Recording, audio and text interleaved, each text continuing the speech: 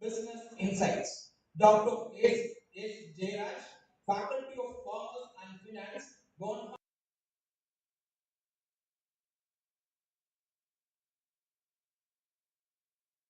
Business Practices. Your presence elevates this conference into a truly international platform of knowledge and inspiration. It is my proud to welcome our esteemed institutional leaders, Dr. R.V. Mahendra Gowda, CEO of our institution, Dr. S. Ramkumar, Principal of Kangeyam Institute of Technology, Dr. P. Tangaraj, Director, Research and Industry Collaboration, Kangeyam Institutions. Your constant encouragement, academic vision, and unwavering support have made this global academic event very possible. And it is my extreme pleasure to welcome the co-convener, Dr. B. Santini of Department of Medical Studies, organizing committee members, Mr. R. Sivakumar, Mr. K. Sivakumar, Mrs. P. Amruta, Mrs. P. Deepika, and my hard-working DO, Ms. P. Gokila, for this finest occasion. I welcome all the students from the Kangeyam Institutions and Institute of Technology for this valuable conference. About the Department of Management Studies. The Department of Management Studies at Kangeyam Institute of Technology stands as a vibrant center of excellence committed to nurturing ethical leaders, innovative entrepreneurs, and socially responsible managers. Our department is known for a dynamic MBA curriculum aligned with global industry needs, dedicated faculty with strong academic and research credentials, active research culture with national and international publications, industrial collaborations, internship, live projects, and skill-based learning, conferences, seminars, workshops, and certification programs on emerging domains like artificial intelligence, analytics, sustainability, digital transformation, and Power BI. Strong placement support and alumni achievements across leading organizations are the emerging highlights of my department. We believe management education must not only create successful professionals but also responsible citizens who lead with integrity, compassion, and vision. The international conference is another milestone in our journey towards academic excellence and global engagements. What is the significance of our conference? Artificial intelligence is no longer the future. It is the present force shaping marketing, finance, healthcare, operations, and strategy. Yet, technology without sustainability lacks purpose. Through this conference, we seek to explore how AI can be harnessed responsibly to build resilient organizations, sustainable economies, and inclusive societies. Over these 2 days, through technical sessions, paper presentations, and scholarly discussions, we hope to ignite new ideas, inspire research collaborations, and nurture transformative thinking. Today, we have totally received 246 papers across the globe. So, we have received the papers from 17 states like Kerala, Maharashtra, Karnataka, Delhi, Manipur. Across 17 states, we have received the papers, and all these papers are very, very quality papers. And we are across the globe, we receive the papers across 2 continents. We have received the papers from Italy also. So, I want to thank my faculty team as well as the Indian researchers who is our media and publication partner for making this conference a most successful one. So I express my sincere appreciation to our management, principal, CEO sir, director, organizing committee members, faculty coordinators, student volunteers, and every participant whose dedication has brought this grand event to life today. Thank you, one and all. Thank you very much. I go on to welcome the faculty friends from the Kangeyam Institute of Commerce. Most welcome to one and all. Thank you very much for this wonderful opportunity given to me. I thank our CEO sir and principal sir once again for their positive and encouragement for making this event a grand success today. Thank you, Honorable. Thank you, sir, for your inspiring words and gracious welcome. Visionary leadership shapes institutional excellence. I now invite Dr. S. Ramkumar sir, Principal of Kangeyam Institute of Technology, to deliver the opening remarks.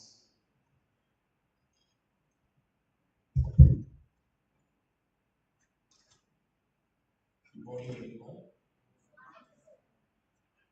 Distinguished Chief Guest for the inaugural ceremony, Dr. M. Viswanath, Associate Professor, MBA from Kangeyam Institutions of Technology, Bengaluru, and who will also deliver the address on AI for responsible and sustainable marketing. Dr. Ranjana Tiwari will be joining online. Learner and esteemed Professor Dr. R.V. Nagendra, CEO of Kangeyam Institutions, respected Professor Dr. P. Pankaj, Professor Director, Research and Industry Collaboration, Kangeyam Institutions, esteemed colleague Dr. B. Paramaswaran, Professor in the Department of Management Studies, my dear faculty members from KIT and Kangeyam Institute of Commerce, researchers, delegates, participants, and my dear student leaders. It's my privilege to stand before you and provide the opening remarks on the occasion of two-day international conference on AI for sustainable management excellence and business practices.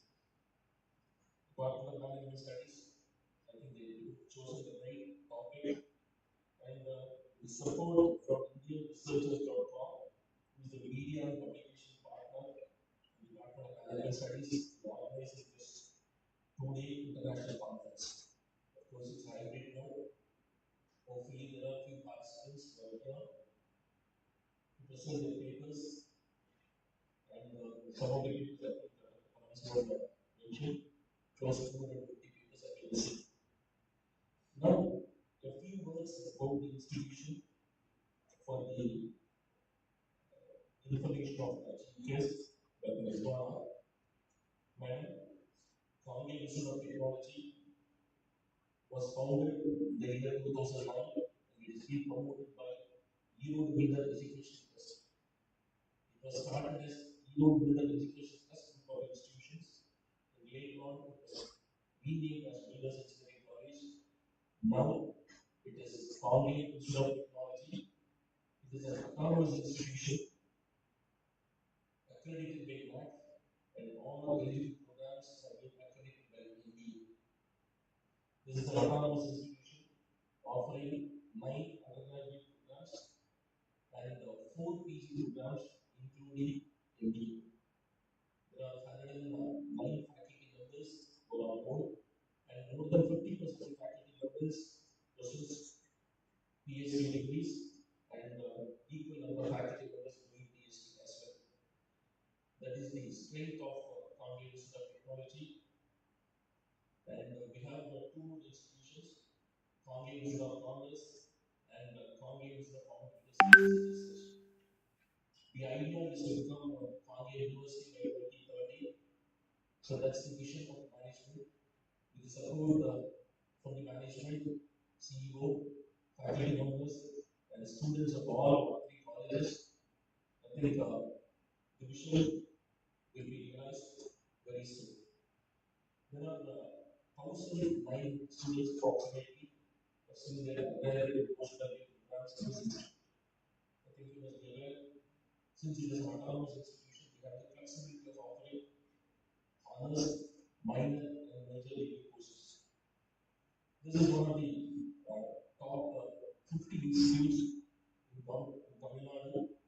There are more than close to 500 engineering colleges in Tamil Nadu. Competition is very stiff.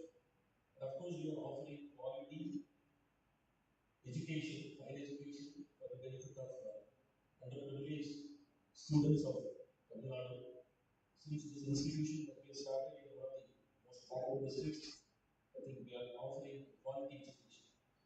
This is about the institution and the vision of the institution. Coming back to this international conference, I think we have clubbed artificial intelligence. So normally, artificial intelligence is a common word now. It can be combined with engineering courses, and now it is time to blend AI with management excellence and business practices. I think they have invited Rizwana, Vijaya, deliver a talk on responsible and sustainable marketing. We are all aware of marketing, responsible marketing as well. Now, this sustainable marketing and how AI can be applied for responsible and sustainable marketing. I think this session will be very useful, not only for the participants, but the students present here. I think Dr. Paramsingh has invited the students from Artificial Intelligence Department as well. Please attend this session, and I think we have a few more guests today. I wish the organizers, especially the Department of Management Studies, all the very best for this international conference. Thank you very much.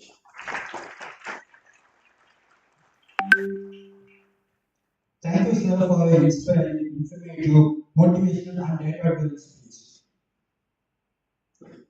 We have had the honor of inviting Dr. R. V. Ambedkar, sir, CEO of Kangeyam Institutions, to deliver the CEO's address.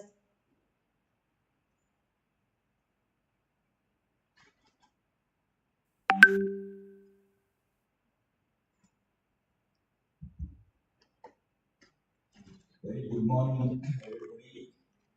Distinguished chief guest for the today's program, Dr. Rizwana from MS University, Bangalore, and distinguished invited speakers who are online, our beloved principal, Dr. Ramkumar, our beloved director, Dr. Thangaraj, our beloved head of Department of Management Studies, Dr. Paramasivam, then the faculty members of the department, heads of various departments of Kangeyam Institute of Technology, then Kangeyam Institute of Commerce, and all my dear students of MBA program who are in nice dress, and some students hopefully they are present online. On behalf of our management and my own behalf, I extend a warm welcome to all of you. So we should really compliment the Department of Management Studies of our Kangeyam Institute of Technology for organizing this wonderful conference, two-day conference, AI for Sustainable Managerial Excellence and Business Practices. As the principal rightly pointed out, AI has permeated into all spheres. And you talk in education, research, business, day-to-day work, everywhere, AI is playing vital role. So we have to embrace the AI. So there is a saying, AI won't replace the people who use AI tools extensively may try to displace the other people who do not know how to use these tools. So in marketing, business, and everywhere, this is playing a vital role. But still there is a big question, can it replace human brain? So a lot of discussions, deliberations are happening in the media, online, and all that. The OpenAI CA, Mr. Sam Altman, the Google CEO, Mr. Sundar Pichai, Microsoft CEO, Mr. Satya Nadella, and recently the founder of our NASCOM, Dr. Kamath, they were talking extensively on usage of AI. Can it be a threat to human in terms of jobs and opportunities? But all these great men, they found that AI cannot really displace, though it can automate and fast tracks low level jobs. Suppose 30% of the coding is done by AI tools. Faculty members can use AI tools to prepare lesson plans in a more systematic way than what you used to do normally. You can prepare assignments and some of the mundane works like you can't value the assignments, you feel boring. All these works will be very well done by AI. So teachers are also they have also started using AI tools for teaching, evaluation, and students also have started using for self-learning. So AI can be intuitive, AI can be intelligent. Still, it cannot be super intelligent than a human brain. So there are other 2 to 3 concerns. Can it be more empathic like a human? Can it be more ethical? Okay. Can it have emotions? Recently, in China and many other international fora, they developed robots. I think you may be aware. So humanoid robots, they have human skin-like robots and with little inbuilt intuitions. They have started coming. They are greeting the people and welcoming in the queue what the guest likes, and they are presenting a bouquet, serving ice creams, and so on and so forth. And in business also, some of your operations like supply chain management, where logistics, time management, all can be highly automated and delivered very efficiently and excellently by AI than what humans can do. But when you come to HR, human resource management, or especially the customer relationship management, I don't know to what level this could do. Still humans are having the first place where they can convince the customers, they can please the customers. There is something like what is called delight in the minds of the customers. Can the AI really do all these things? Is a big question. So there is no debate whether human being is better than the AI and all that. Human is always better. You may know Rajinikanth's, Robo 2.0, where it has got little inbuilt emotions. Finally, when it has crossed the limits, so the builder has himself dismantled. So therefore, human brain is superior. You can build a lot of AI models, robots, many things. We should learn how to make use of these things for automating our systems, for going for intelligent marketing. You can do a lot of retailing from India to foreign, many other countries, and deliver some of the things at any point of time, irrespective of the seasons and all that, which these machines can really do so.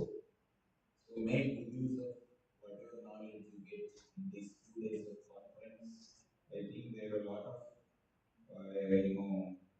experts who are going to deliver lectures on various topics, which has been nicely planned by Professor Kangeyam and their team. And students can also make good use of this. And every student can think of how can I use an AI tool, existing AI tool for my studies, for my marketing, for my business development, or you want to become an entrepreneur to have a startup. So all these things will be very useful.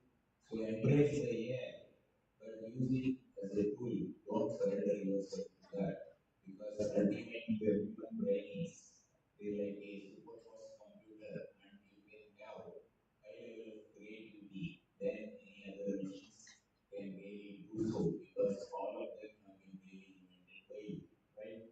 So my best wishes to this 2 days conference. So hopefully all the people who are present here physically and also many more online, they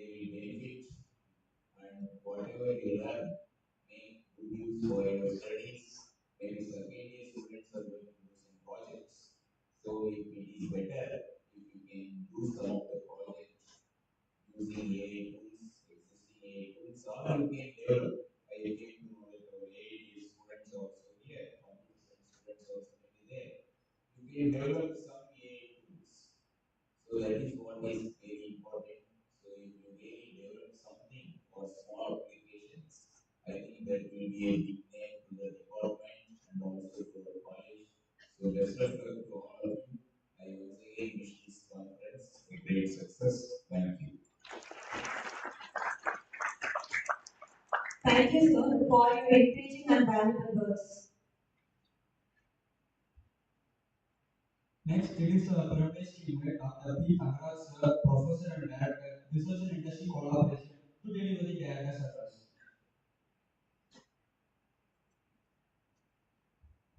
Good morning to all of us here. Respected CEO sir, Principal sir, and today's chief guest, Vishwana madam. An interesting fact that after 23 years, I met Vishwana where he was studying and I was working. Happy that that will be required.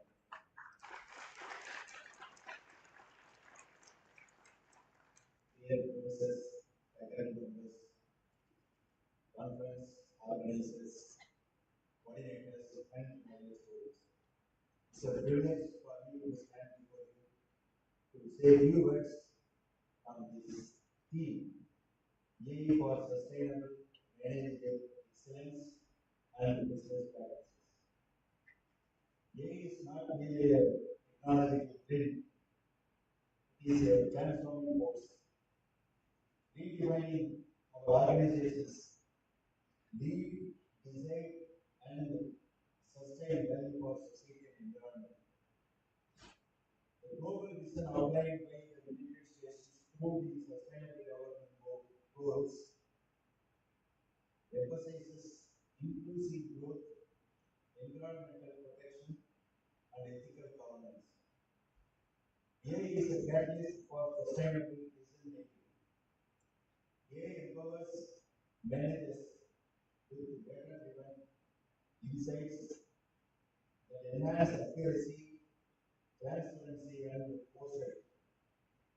Through predictive analytics, machine learning, and intelligent automation, organizations can optimize energy consumption, reduce waste and carbon footprint, improve supply chain efficiency, make evidence-based strategic decisions.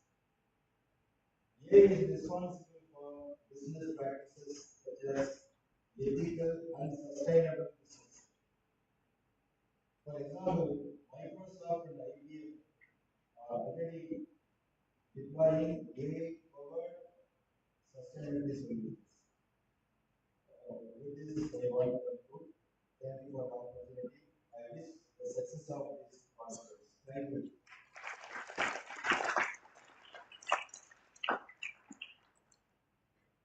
Thank you, sir, for sharing your thoughtful insights. We now come to a proud moment of today's event, the release of the Department of Management Studies newsletter, highlighting the collective academic contributions to this conference.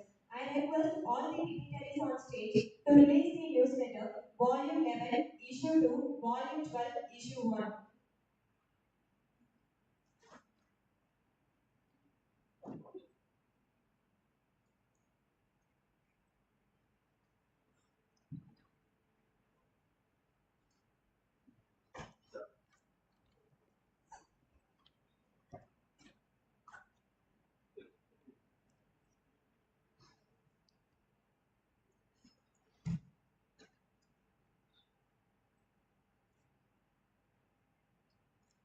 Newsletter coordinators,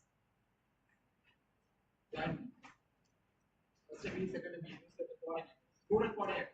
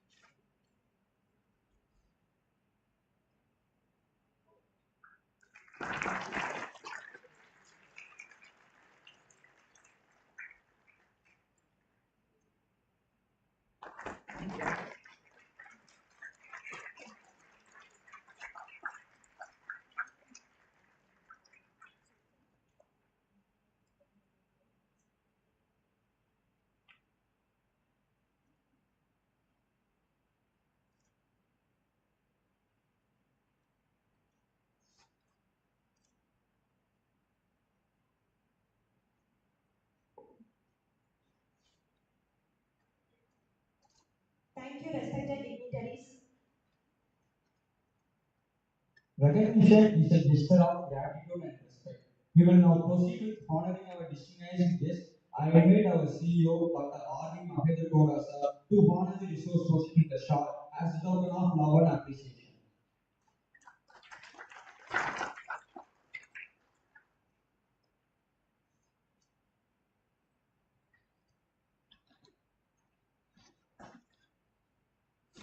Zoom out பண்ணுங்க. Zoom out.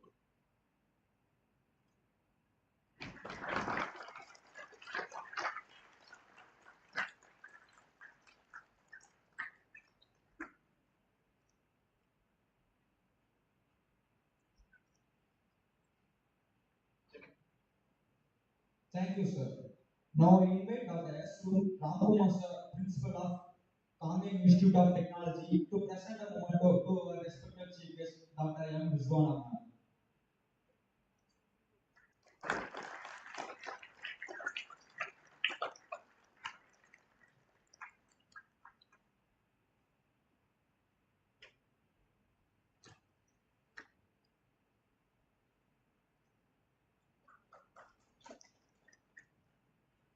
Thank you, sir. Now it's time to introduce our esteemed chief guest. I invite G. Dinesh of First MBA to present the introduction.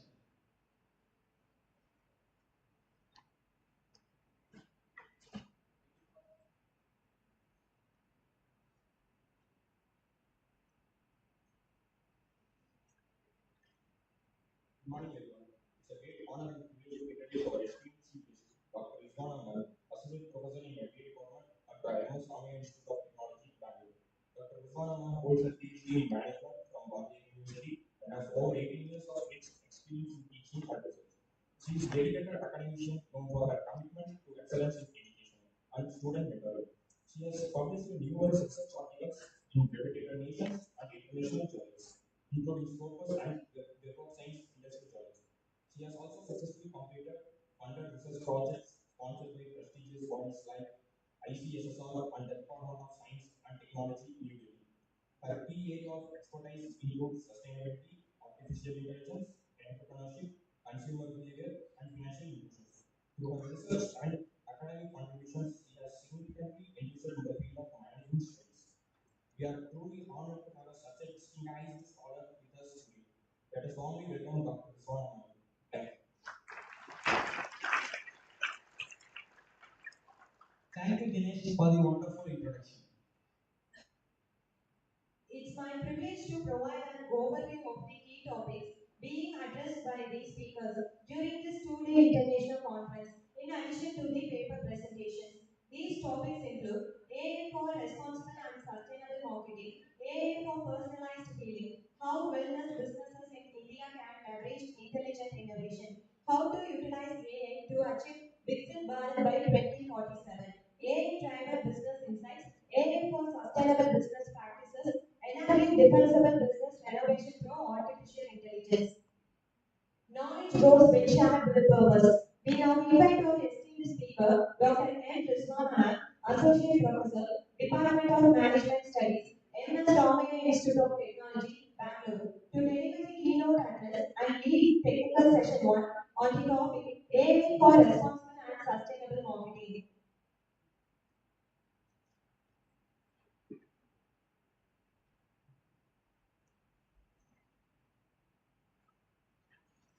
A very good morning to all and all present here.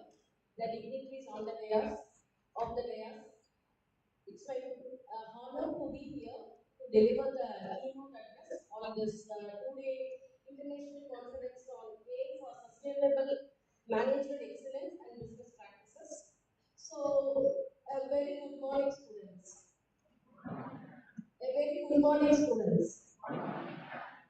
The level of your response shows how much interest you have on the topic. So one more time, a very good morning, students.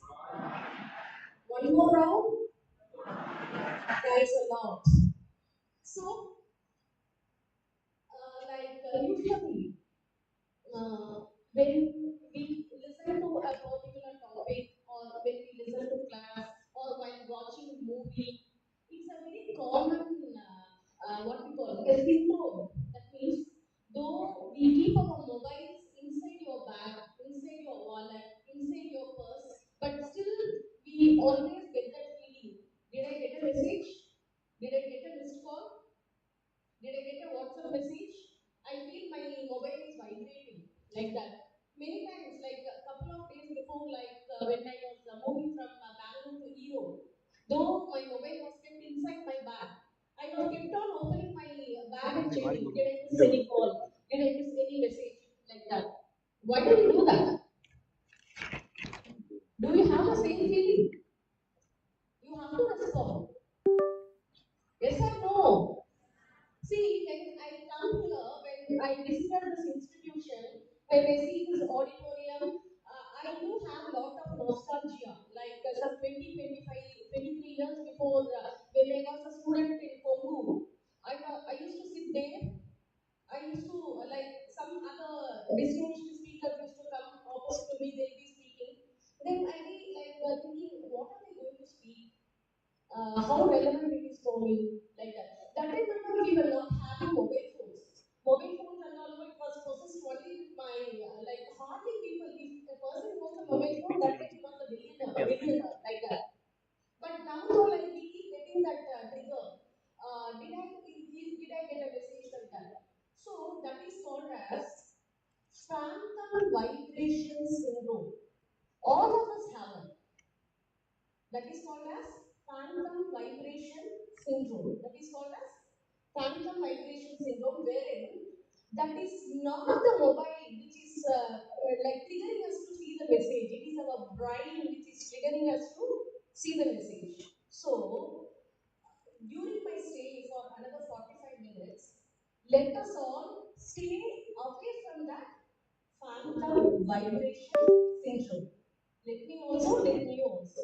Okay, so I have been given some 45 minutes time. So I really see whenever I come here from Bangalore to this bed, particularly the Congo, I have a lot of nostalgia. I never say no to any kind of institutions. So when they call, you come address and all, I get very happy to address because what we know, I really want to share something to our own people, that kind of feeling I have. So that means this 45 minutes, really, I want to do a good justice. Some kind of key takeaway must be there to me, to you. That is what is my expectation. And let us make this session more interactive.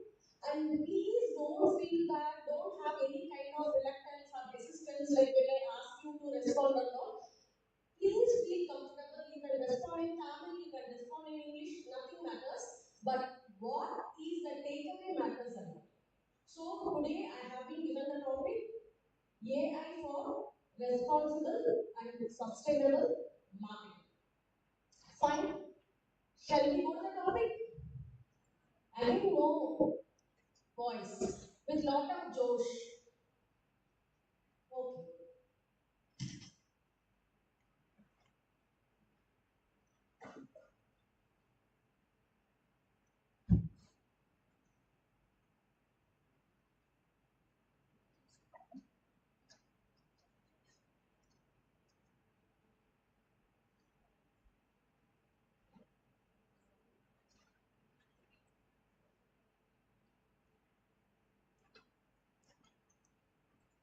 Okay. Okay.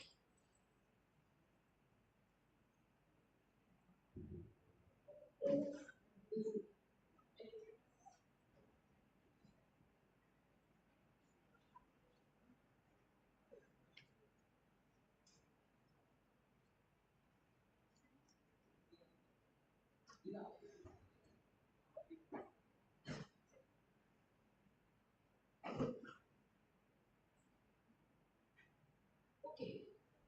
So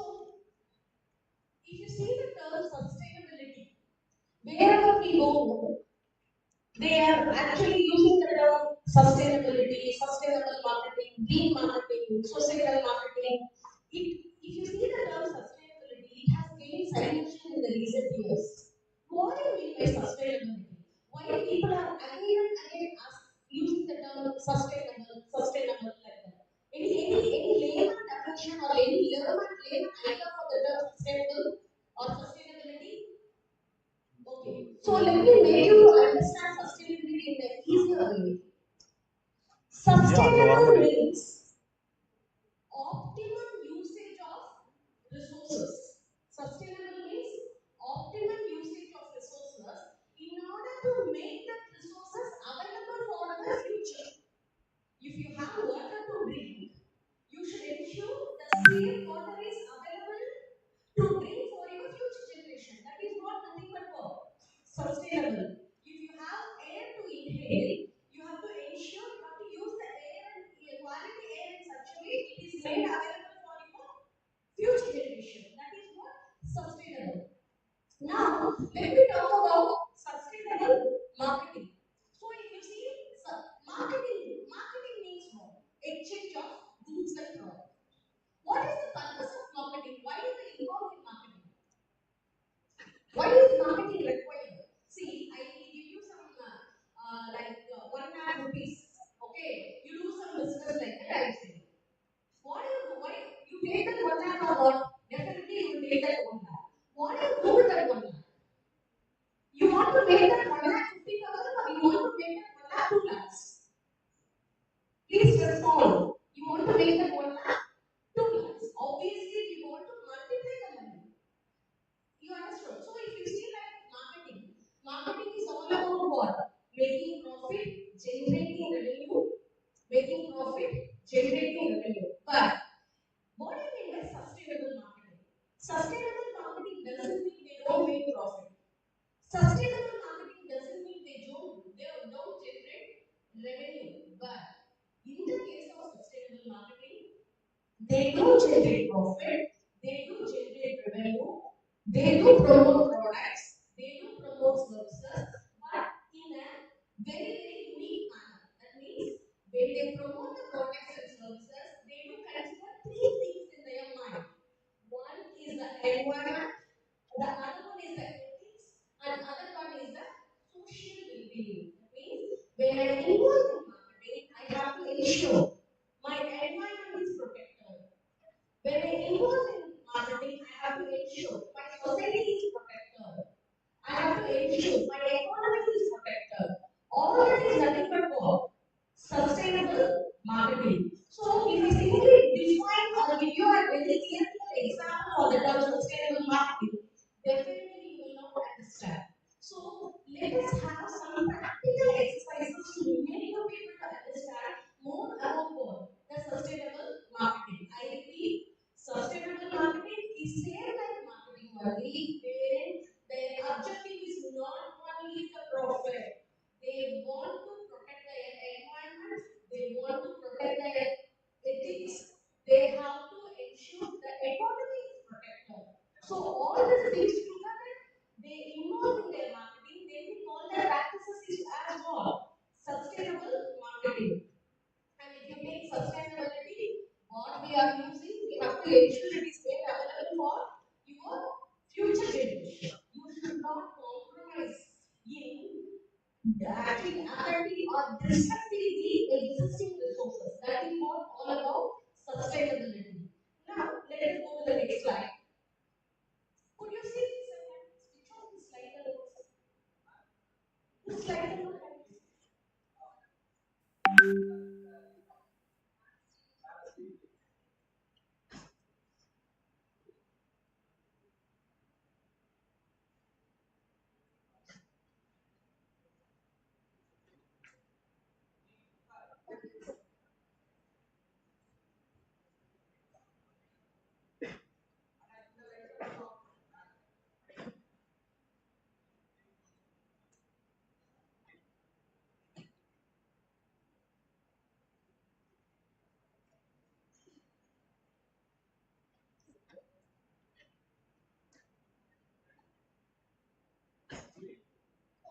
I'll continue, sir. No problem.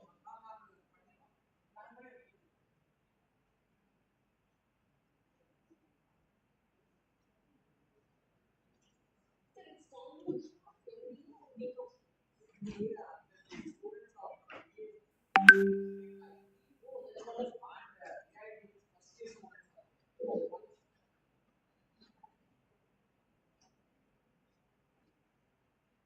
So students in places are MBA all first year or second year students?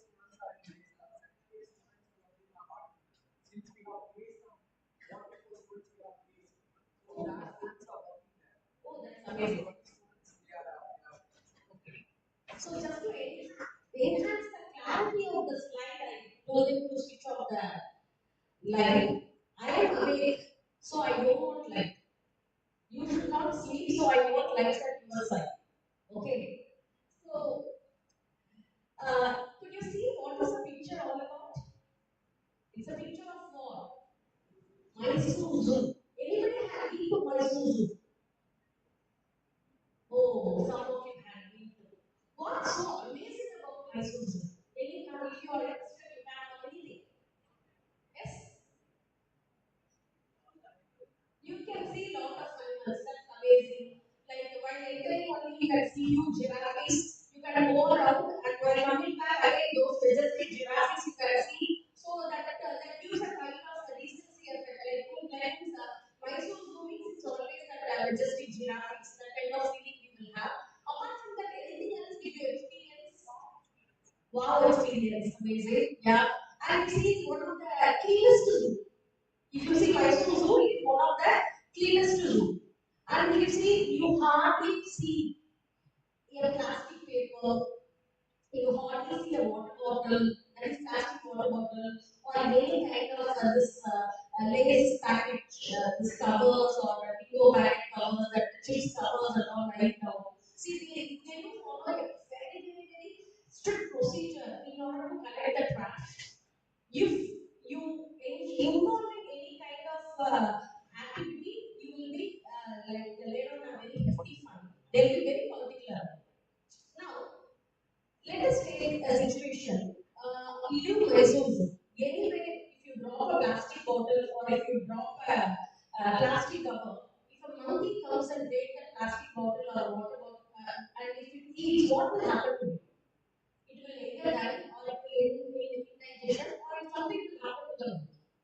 So if you see this Mysore Zoo people also, they were kept on insisting that this passengers who comes there, they were kept on telling the crowd, please don't use plastic, please don't involve yourself in feeding the animals, all those things they were doing. But without a water bottle, how can we walk inside the zoo? And in spite of that, they check the water bottle, they issue people, they are not throwing the trash out. So people were again and again carrying water bottle and they were throwing it wherever they want. So that is where Mysore Zoo, they have introduced a policy called as plastic bottle policy. That means, while you may be thinking, what is the relevance of plastic bottle policy and this sustainable marketing?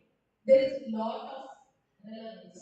Why? Because they just like that they did not stop people to use plastic bottle, but they have embedded the technology to avoid using what? Plastic water bottle. That means visitors are advised not to carry water bottle, but still people wanted their water bottle to be carried when they walk inside the zoo. So what did they do? While entering the zoo, on the plastic bottle which you carry, they will paste a sticker, a QR code. Clear? Then they will be collecting 10 rupees per bottle. If you carry 5 water bottles, how much will be collected? 50 rupees. Then when you come back, by scanning the QR code, they will be giving back your what? 50 rupees. That is how they are into sustainable marketing by embedding what? The technology. It's a simple logic. Are they into sustainable marketing or not? Definitely. See, we have a feeling when I have carried my water bottle also. At the same time, I got my 50 rupees back also.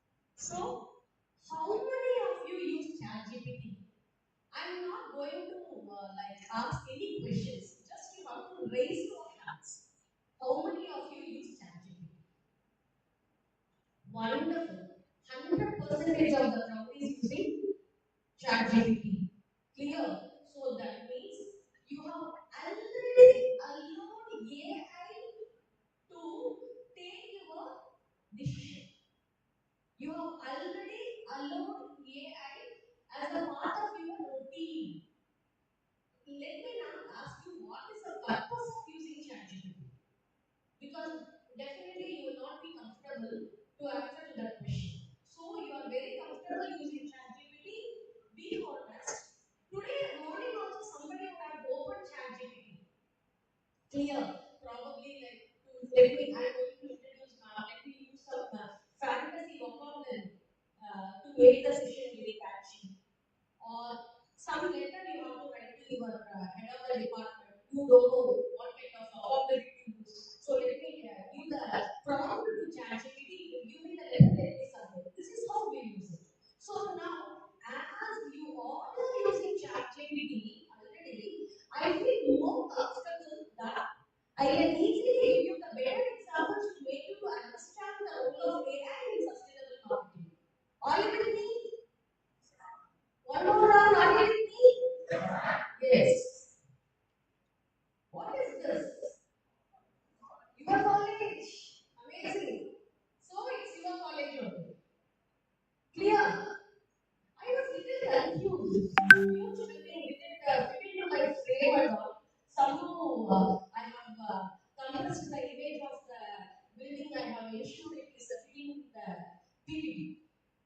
Fine. Could you guess what would be my next question when I have shown you when I have shown you the picture of your college? See, you should be interactive. Once one student responds, the other student will be like, what is he talking? Let me have some fun more. Like that kind of interest will come. One at least try to see, it is not a textbook answer. Just it is your sure guess.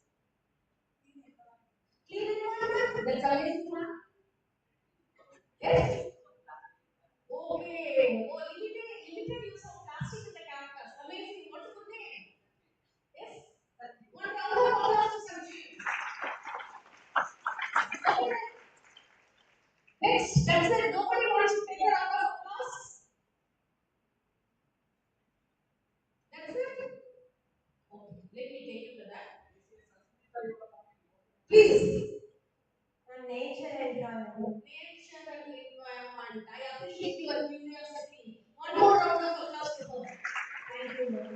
See, this round of applause is not for the correct answer, for their attempt to answer. So, understood. So please attempt to answer. You will be having few more gifts. Okay. Shall we proceed?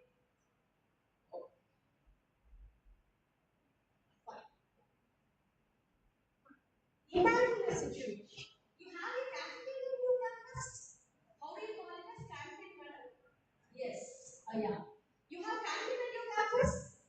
Okay. How many canteens you have? Only one. Oh my God. Okay. What are you get? Coffee you get? Tea you get? Parota you get? Idli you get? Dosa. Amazing. Vegetable biryani? Definitely it will be a hardcore vegetarian canteen, right? Both veg and non-veg. Amazing. When we studied, it was a vegetarian canteen, especially this peripheral Kokoban. So I thought it may be still vegetarian only. Amazing. Fine. Now, a classic situation. A very classic situation to you. What are you going to do? Like, I have given you two, especially I want MBA students to respond for this. Clear? I have given some your canteen administrator or who is running the canteen due to some unforeseen reason, he is not able to continue with that. You are with me? The canteen fellow who is running the canteen, due to some unforeseen reason, he is not able to continue the canteen. So somehow like you are so you know the cooked channel, COOKD cooked, that recipe brand. What's the name? Like she will make Tega chutney become Tenga. Very famous YouTube videos you keep seeing. What's her name? Sanjana. She keeps coming. She is a very hot girl. With she has pierced her eyebrows, this, that, and all. Always she makes recipe without the core recipe. You see, the CEO of that particular brand, oh, now it is a million term like startup. The CEO of that particular brand, he is the alumni of Engineering College. Actually, if you see, the same situation happens so. That means the canteen person who was running the canteen at Hokoku, he was not able to continue. So food making, all that kind of hotel business. That is how we took that. And also you see, what is the name? What's the name? I'm sorry. Like Rashmika Mandana. Then that this movie. What's the name? I'm very sorry. I'm very poor at remembering this Mama and heroine. What's the name? Mama and heroine. Yes? All those people are in their endorses. Do you understand? Virat Kohli is their endorses. Just like that, Virat Kohli and all will not compose for endorsing those kind of regional brands. Could you understand? And if you see Chennai Super Kings, Mahendra Singh Dhoni has tasted their recipe and he has told it's awesome. Not awesome. Clear. So let me talk. So in your Kangeyam Institute of Technology also, this what it is, that particular this one, what it is, the canteen, who was running, due to some unforeseen reason, he is not able to continue. So you are in that situation to take up that canteen and you are very interested. Your family is also supporting, your college management is also supporting, your faculties are supporting. Fine. So you have started with the canteen. What are the difficulties you face? The current menu, which is a fast moving, say, item in your canteen. Puff, okay, fine. So puff is a fast moving item. So you are expecting per day some 200 puff will be sold in the break time, morning break time. Evening again some 200. So every day you are expecting the demand for puff was 200, 200, 200. One fine day, hardly you could sell only 10 puffs. Another day you have made 200, but 400 people came. So 200 people have returned back without tasting your puff. Would you understand? And sometimes you hardly people take the juice, but thinking that it is a hard work somewhere, you made lot of juice, but nobody turned for the juice somewhere. So if you see, after taking that ownership of the canteen, you will undergo a lot of difficulties. Like there will be long waiting queue. What is your break period? Usually 15 minutes, right? So in that 15 minutes, you know the entire campus will be in the canteen. Hardly people will reach the counter to pay the money, so there will be long waiting queue. Could you understand? So usually what will happen? The next class you will miss it because you will happily eat the puff and go. Next period the teacher will not allow you to enter that class. That is why I read. Correct. Then if you see the next one, there will be lot of difficulty in actually predicting the demand. See, routinely your old active fellows has made it, but you also continue with what puff? Egg puff only. You never know what is the demand for mushroom puff, for paneer puff, for aloo puff, whatever. You never know the demand for it. Apart from that, if you see, there will be lot of problem in the product experiences. That means you cannot give them any kind of suggestions regarding the adding of new items. Sometimes the items will go waste. Sometimes the items will be running short. These are all the difficulties. Apart from that, what are the other difficulties you face is that you are canteen? As far as the execution is considered, you all want to go for a cashless payment, but there will be a network issue. Sometimes what will happen? You will have cash, they may not have change. Could you understand? So these are all the difficulties. Now, if you see all these difficulties, we have categorized it as operational, student experience, product experience, and business decisions. These are all the difficulties. Now, for this present situation, if at all we apply AI, could you understand? For this present situation, to your canteen, if at all you have to apply AI, how can you make this as a sustainable marketing? Any guess? You got my question? One day there will be heavy crowd. One day there will not be any crowd. Then sometimes some particular faculty's class, they will not bother, they will bunk the class, happily go to the canteen. That particular class Tuesday, second hour. Clear, the canteen fellow will not monitor, oh, Tuesday, second hour. All these people will come. So let me make more puff on Tuesday, second hour, and then he will not pay. Then one day on Wednesday, the last hour will be library hour. That day also he can expect lot of crowd for tea. So that canteen person will not be noting down, oh, Wednesday last hour, this semester. People will bunk their every class and then they will come to canteen. Then Wednesday, many people eat non-veg there. So Wednesday, because you will not have any kind of issues, no, in eating non. If it is a Saturday or Tuesday, many people won't eat non-vegetarian. So I should make more number of non-vegetarian items on a Wednesday so that the demand will be high. Will he be remembering all this? Definitely not. Because semester by semester your timetable change. The same faculty's class who is in the on Tuesday, next semester the faculty may not go to that class. The same faculty will be having a class on what? Friday. Will the canteen fellow be remembering? Definitely not. For everybody we go for what? AI. Could you understand?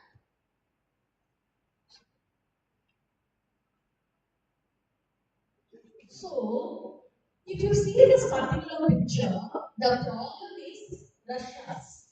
The second one is lot of wastage. The third one is low demand on a particular day because somebody has told today we are going to freeze the attendance. So everyone will be in the class on that particular day. Low demand. And the next one is there is high staff. So if you see in this situation, how does AI helps? How AI helps means it will understand all this data, whatever we were talking about. If we feed into the system, AI will make the student schedule for that particular semester, not for MBA alone across the college. Clear? Then AI will forecast the weather. Oh, it's going to rain. Let me make hot like masala puri. Let me make a hot mirchi bhaji. Like that kind of, it will predict the demand and it will make it. Could you understand? Then, if you see like you can easily catch the AI-driven student experience. How do you do that? Personalized offers. For example, a particular batch, if they prefer like cold coffee. So, a special offer on cold coffee, you send it only to that particular student. If he is a recommended drinker of what? Cold coffee. So, personalized offer. Then, if it will definitely reduce the wastage, it will help in their stock planning, it will enhance their sales, and it will enhance their overall student satisfaction. So, ultimately, what will happen? The results are smart and profitable canteen, happy students, repeat customers, and the sustainable business. This is a very rudimentary example. What is the rudimentary example? This is a fundamental example which I have chosen in order to make you apply AI at your college canteen. Now let us go for the advanced examples which I will be showing you in the coming slides. Are you with me? Could you understand the relevance of AI in a very typical small business? Clear?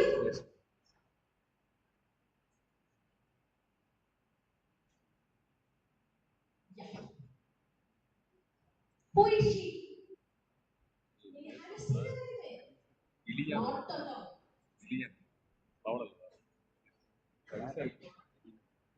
Any guess? Okay. She's a model. Can you guess which country she's from? Yes? China? She looks like Chinese. Korean because she has a very jagged face.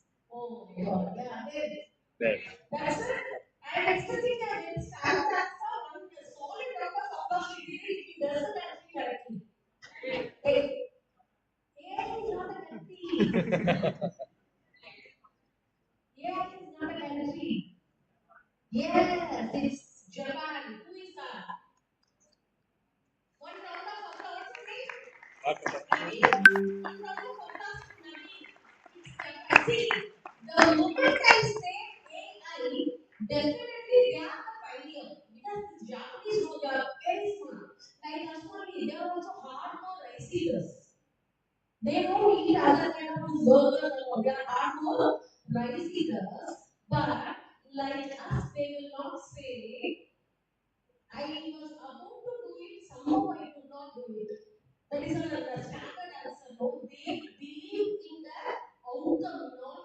process. We say no, I have put a lot of effort to complete it, but last minute I just missed it. All that this Japanese will never say. How much effort you put. You want to roll and do it, you do it. I don't mind. What I want is that output with a quality process. That is their principle. As somebody said, they have been very fascinated with the term AI. Actually, she is called as Imma. IMEA. IMMA. Imma. Okay, her name is Imma. She is one of the famous influencers in Japan. She is one of the famous influencer in Japan. So if you didn't know, do you know a brand called Mama Earth? Do they have their own company anyway? Where are they from basically? Mama Earth brand, you know, they have this food and face wash. They are the one who told like what is turmeric face wash is very good for like face. You get a glowing skin if you wear turmeric face wash all that kind. You know, like this Mama Earth, where are they basically from? Where is their corporate office located? Where is their manufacturing unit located? Any guess? Many of the female students must be knowing about the brand. They do have a very unique face wash called as beetroot face wash. If you crush beetroot in the mixture jar and if you apply on your face, no, the same feel you will get. No idea. No issues. See, if you take Mama Earth, they don't have a corporate office at all. They are managing the show only by the commercial labeling. Their main marketing strategy is influencer marketing. If you see the influencers of Mama Earth, the routine influencers, my daily vlog. Morning I wake up, I applied this, on top of it I applied this, I told this, I wore this. Those people, they will be continuously using which brand of products? Mama, they are running this show only by what? Influencer marketing. Now, likewise, in YouTube, you will be seeing one more famous brand. I can give you the guess for that product. You guess the brand. They are famous for milk powder based face wash. Yes, somebody told. Yeah, which is that? Yeah, Vilva. Very good. See, if you take Vilva, very nice answer. Thank you. Very good. Vaishnavi. Yeah, it's a correct guess. It's Vilva. See, if you see Vilva, have you seen the Vilva brand advertisement in YouTube? When you are watching a very interesting movie, no, in between that advertisement will come and affect the flow of the movie. And if you see the endorser of that movie, no, those people will be the factory workers, garment workers. Those people they have connected. They call them as an influencer. Maybe I was having this kind of pigmentation. Could you understand? I have applied Vilva milk drops for continuously 6 weeks. From this, I have become. I am feeling very confident after washing my face with Vilva milk drops. Like that, all they say. Could you understand? So we Indians have that kind of. See, there is somebody like our family member. If you see that particular endorser who comes for endorsing Vilva, she may look like one of your maternal auntie. Oh, she looks like my auntie only. But so appealing, no, her advertisement is instead of Aishwarya Rai or somebody else coming and endorsing, you'll be very happy when you see like a homely face coming and endorsing for the brand. That is a correct trend. So if you take this particular influencer, she is Ima, okay? So she is an influencer for so many brands in Japan.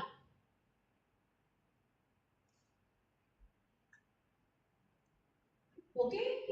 But as somebody told, she is not the real influencer, she is the real influencer. She is AI generated influencer. She is the virtual influencer. Could you understand? She is the first virtual influencer in Japan who endorsed for multiple products. You know this Barbie character, know that Barbie doll, Barbie has a bedroom, Barbie has a nice wardrobe, Barbie's lipstick, Barbie's phone, Barbie's spectacles, like that Barbie dolls. The children are very have a lot of fantasy for Barbie doll. Actually, Barbie doll is a imagined character only. Likewise, only if you take Ima is not a real character. She is a virtual influencer. So let me give you more facts about this virtual influencer and let me connect it with the sustainable marketing. So if you see Ima, she is a digital influencer basically from Japan. She is the first virtual influencer from Japan, and Japan is the pioneer in introducing the virtual influencer. Why she is famous? Did she look like a real person? Somebody told Korean girl. Okay, so you are very fascinated with the Korean series in Netflix, I think.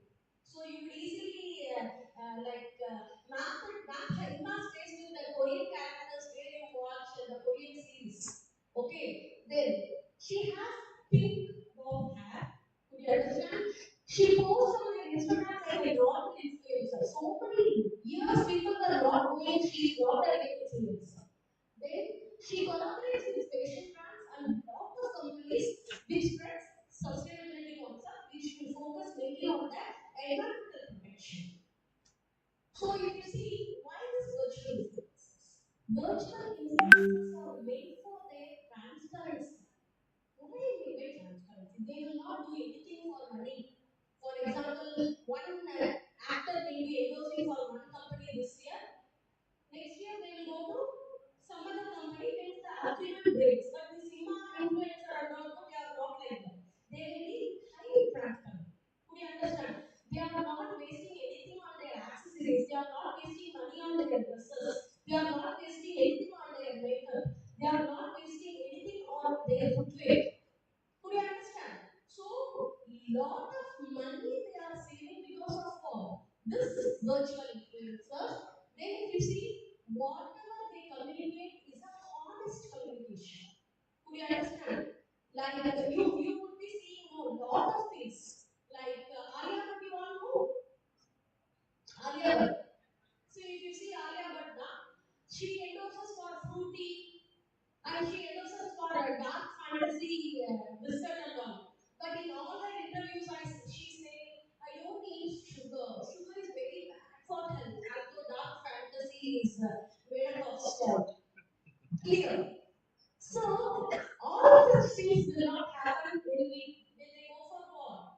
Virtual influencers. They exhibit a very honest communication, then ethical promotion.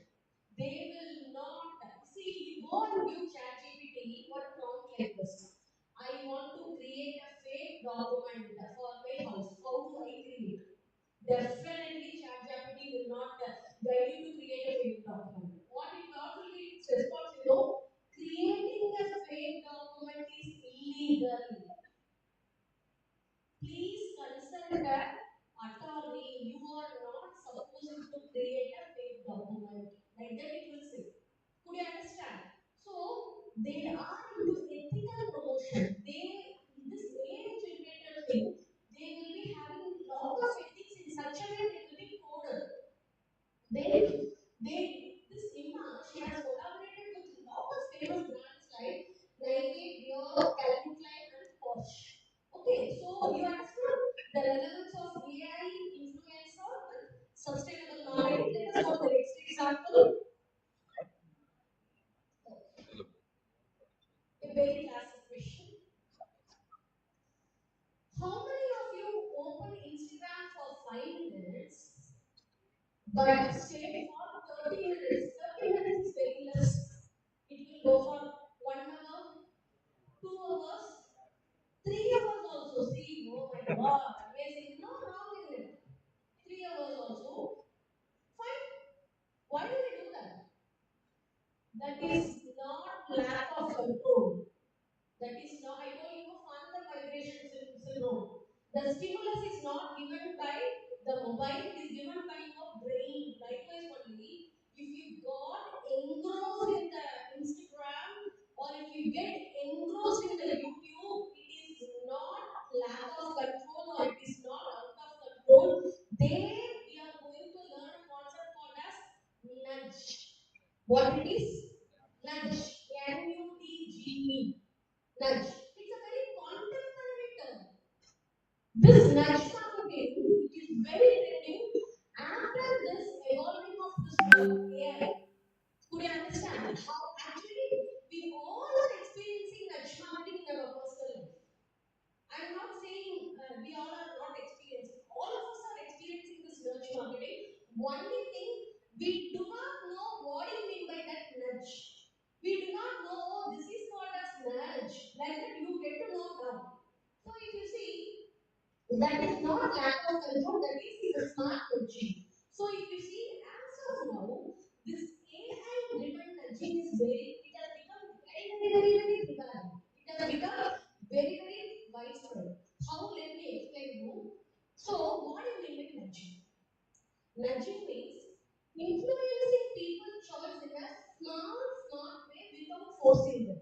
That means when watching Instagram, or anyone forcing you to watch for 2 hours, 3 hours, 4 hours, you are okay. Somebody is influencing you there, but nobody is forcing you. That is called as what? Nudge. Clear? That is called as nudge. That means you see one advertisement. Let me say, like I want to make biryani for this people. So in my Instagram now, easy way to prepare biryani will be my product. Clear? Some biryani recipe will come. Later, I see one biryani, one Mughlai biryani will come, then one Andhra biryani will come, that biryani, this biryani, and finally, I do not know. I myself don't know which biryani I am going to make. Almost all kind of biryanis I will be exposed to how I am going to make. That is called as what? So if you take hardly, I will make biryani in 45 minutes. But I have spent 3 to 4 hours in watching how to make biryani. That is called as what? Nudge. Clear? So if you take nudge means it is a smart way of influencing people, but not in a forceful way. How does it happen? Let me tell you. So if you see, it is an act of changing the behavior without changing the freedom. I have told you this Mysore example, right? There also there is a nudge. Can you guess how nudge? Nobody is forcing you. At the same time, without our knowledge, we are following that behavior. How do we call it as nudge? I told you that Mysore example, right? How it is called as nudge? There also nudge is involved. How? Just a guess. Why do we bring a plastic bottle back to the entrance to get the amount?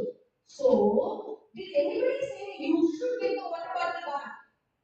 No. We can throw it in the trash. No, there is so many trashes can be directed inside the Mysore Zoo. But still, why do we get the water bottle back?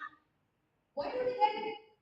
We want our 10 rupees back. Did anyone force you? It is mandatory. Without collecting this 10 rupees, you cannot go out of the zoo. You cannot go to your parking. Did anybody force you? Definitely not. We want our 10 rupees back. So what do we do? Instead of not throwing the water bottle, we are driven forced. Nobody is forcing you. I don't think money. I'm letting you know that is nothing but what? Nudge. Now let me explain you how this nudge, relevance of nudge and AI. Are you with me? Yes, ma'am. Yeah. You always be ordering items in Zomato, Swiggy. What else is available here? Zomato, Swiggy are the leading food service delivery partners, right? Fine. So when you order food through the Zomato and Swiggy, when you go to that sales window, that means that the closing window where you pay the amount, do you see some default like pop-ups like no extra tissues? Have you observed that it will be there? You will be overlooking it. Why? Because how much is the GST? Let me see. How much is the GST he has taken? Did I get that offer or not? That we will be. Actually, if you see in the closing window, you do get the switches. That is a classic example for relevance of AI in sustainable and responsible marketing. Those nudges would be no extra tissues. Then most customers choose no cutlery. What do you mean cutlery? There are extra spoons, extra paper plates, extra tissue, by default, there will be one option. That means most customers uses no cutlery. So it will be already auto check. So we also proceed with the same thing. Let me also don't go for extra cutlery. Let me also don't go for extra tissues. Like that we see. That is a classic example for nudging through which this Zomato and Swiggy, they are helping for the development, avoiding the environmental degradation. Unnecessarily why extra tissues? Unnecessarily why extra cutleries? All that can be easily avoided. Apart from that, you all have Spotify. Spotify, you all would have heard. You would have all would have subscribed. What will it give your own album? Whether you remember or not, what kind of songs you have like heard in 2025? Spotify would have created its own album for you, a customized album. Like 20, this is your 2025 album. Most listened music list. All that it will give. How does it do? It's so AI. You know, when Spotify wanted to come to India, they were very skeptical. That means they were very skeptical. Will Indians subscribe for music? Will Indian like pay for music like that or not? So what did Spotify do? You know, they actually spoken with Facebook and they read our hobbies without our knowledge. That is called as Facebook audience insights, wherein they have identified when you take Indians as a market segment, they take age group between 18 to 35 as their target audience. Among this target audience, what is their predominant hobby? Majority of us know our hobby, we will write it as what? Music. So Spotify found India as an amazing avenue for them to enter. Could you understand? So that is what is through what? AI. Could you understand? Likewise, this one. That's what I told you. I do not want cutlery. And then once you click that, I do not. You try when you order for food next time. Go to Zomato or Swiggy. You experience it. Immediately you will get a message from Zomato. We are in love with your eco-friendly nature. Zomato will thank you. Zomato will greet you for your contribution of what? Not opting for cutlery. For your contribution of what? Not opting for extra tissue. All that is nothing but what? Relevance of AI in sustainable marketing. Sir, I have time. 11:20%. 11:20. எத்தனை மணிக்குப்பா madam அவங்களோட அவங்களோட No problem. No, I should not wait the other person to wait. So you just give me small things. Ma'am, how long you need? I have few slides. Ah. Yeah. Okay. What is this image all about? Google Maps. Very good. Google Maps. Clear. Fine. Now, I'm being this knowledge for the first time. Okay. When I started from my place, in Google Map, I gave it as Kangeyam Institute of Technology. I gave direction. I came from Europe, so it showed somewhere around 32 minutes for me when I come home. Then, little I scrolled back, like I just moved my window up, I scrolled down. That time I saw another view that is called as what view? A view with this green leaf. Could you see?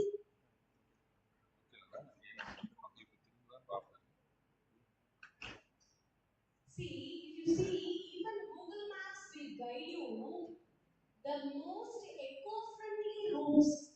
But if you see the eco-friendly routes, it will be because 45 minutes for me. The regular route is what? 32 minutes, and the eco-friendly route is what? 42 minutes. But how it is showing the regular route and how it is showing the eco-friendly route, it is through what? Artificial intelligence. So if you take Google Map has analyzed the traffic pattern, it has estimated the fuel consumption, it learned from previous journeys,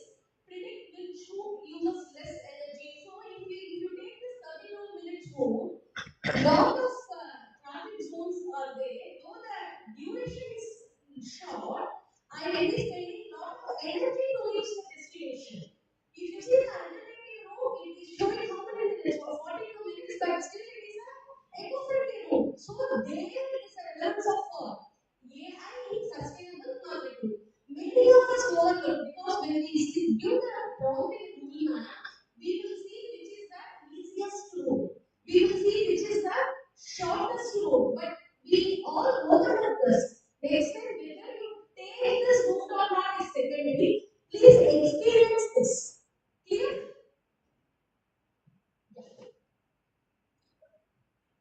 If you take, what is the advertisement all about? Don't buy this jacket. Who will advertise us? Don't buy this jacket. Who will advertise? Why do they advertise like this? Which brand? Yes, it's a very, very, very famous brand made for environmental upgradation.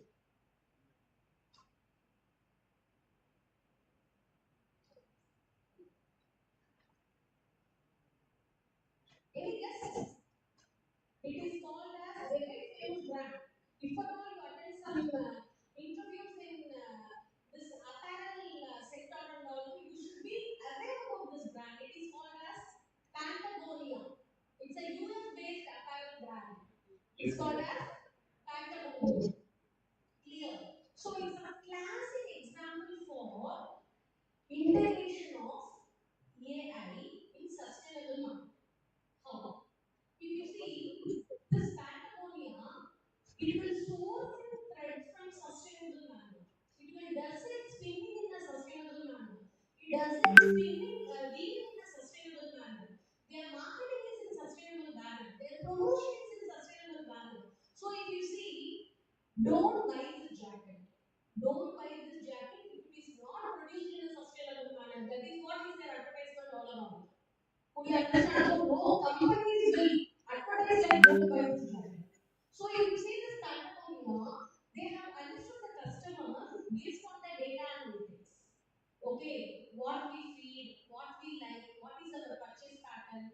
Many times, so when we buy in Amazon, when we buy, look for stuff in Myntra, when you look for stuff in Flipkart and all, let us take an example. Like you want to buy footwear, how do we call shoes? Okay, you want to buy shoes. So you have selected the shoe, and you have after selecting the shoe, what will be the next process? If it is Flipkart and Amazon, you select the shoe, you will see the size, you will see the availability, you will see the price. After that, what will you do? You will buy or you will push it to the cart. You will push it to the cart. Fine. After pushing it to the cart, like imagine you are pushing a particular product in the cart of Flipkart. Our mind is like a monkey. Okay. Immediately the same shoe. How much income? Is it less than this? Immediately the same shoe. How much in Amazon? We will do it or not? We will do it. Fine. After seeing that, I don't know, again our mind is like a monkey. You will drop the idea of buying shoe. So the shoe will be lying in your cart. Clear? We will not buy. It will be lying. Over a period, what will happen next day, third day, and all? Flipkart will be quiet, or Amazon will be quiet, or Myntra will be quiet. What do they do? The product in your cart is crying without you, energy. There is only one item left in the brand which you have offered. Clear? All this message we get.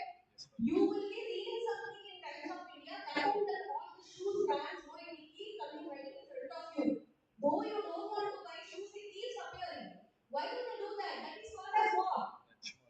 Retargeting or remarketing. See, than you, Google knows your browsing history. Than you, Google knows your license distance. So all that they will capture, and accordingly they will design the steps for you. In the similar way, only if you take this Patagonia, they have analyzed the consumer buying patterns, preferences, taste, color, what they want, what they like, what they don't like, all that. Then if you see, if you take this Patagonia, they know, you know, these eco-friendly products are always expensive. If you buy a powerloom saree and if you buy a handloom saree, powerloom you get it for 500 600 bucks. you'll be paying easily 2,000 rupees. They claim it as what? Eco-friendly. Likewise, if you take this Patagonia brand is not a cheap brand. It's an expensive brand, but I want the expensive brand to be bought by those people who are eco-conscious. I want the brand to be bought by those people who want to protect the environment. How many of you have electric vehicle in this crowd? Anybody has electric scooter or electric car at home? Nobody? So there is a high scope for electric vehicle penetration in Erode district, I think. Erode, Kangeyam.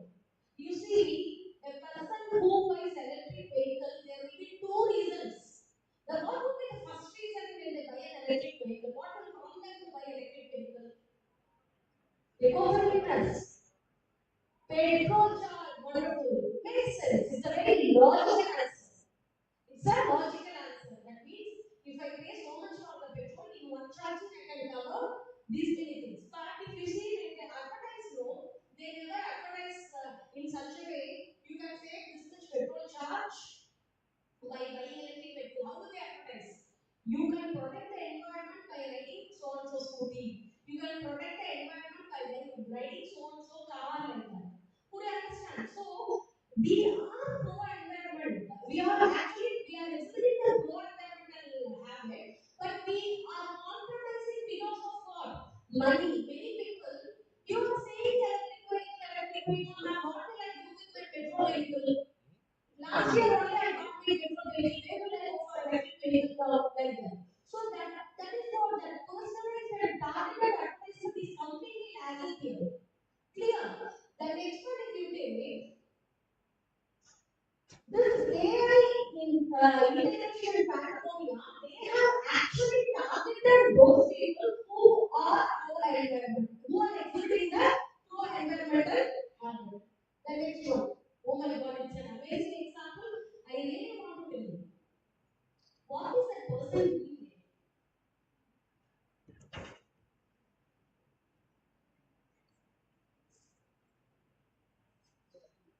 Weaver. He's a weaver. He's weaving in the loom. But if you see this weaver, it's an AI integrated loom. Could you guess? It's an AI integrated loom. Okay. Let us take the GI of Tamil Nadu. You know GI, geographical indication. The GI of Tamil Nadu silk saree, which particular place is famous for silk saree. Very good. It's Kangeyam. Clear. You know the company called TCS? Yes, ma'am. Yes.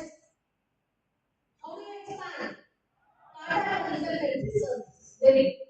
If you take this TCS in 2026 for this Kanchipuram weavers, they have introduced the AI-enabled loom. It's a amazing. When it comes to handloom power loom, only we call it as what? As sustainable. But if you take TCS, they have introduced what? They have introduced AI integrated loom. That is the fusion of tradition and technology. It's an amazing example. Okay, now a very classic question. Have you seen this weaver sitting in the handloom or power loom weaving? It's very hard. It will make a lot of noise. And they will, especially if you take this weaver's robe, when they weave this silk sarees or all. How many days it will take to complete a simple silk saree? Any guess? How many minimum number of days it will take to complete a simple silk saree? Yes, so we know there is a magic number. 10 days. Makes sense, huh? A simple saree can take 10 to 15 days. If it's a very huge bridal saree. Now, one trending video is going on PS family wedding, Tirunelveli. In all the YouTube, we keep watching that their marriage videos. They have conducted their wedding in Rajput manner in Jaipur and all. If you take those kind of silk sarees, it will take 3 months. Clear?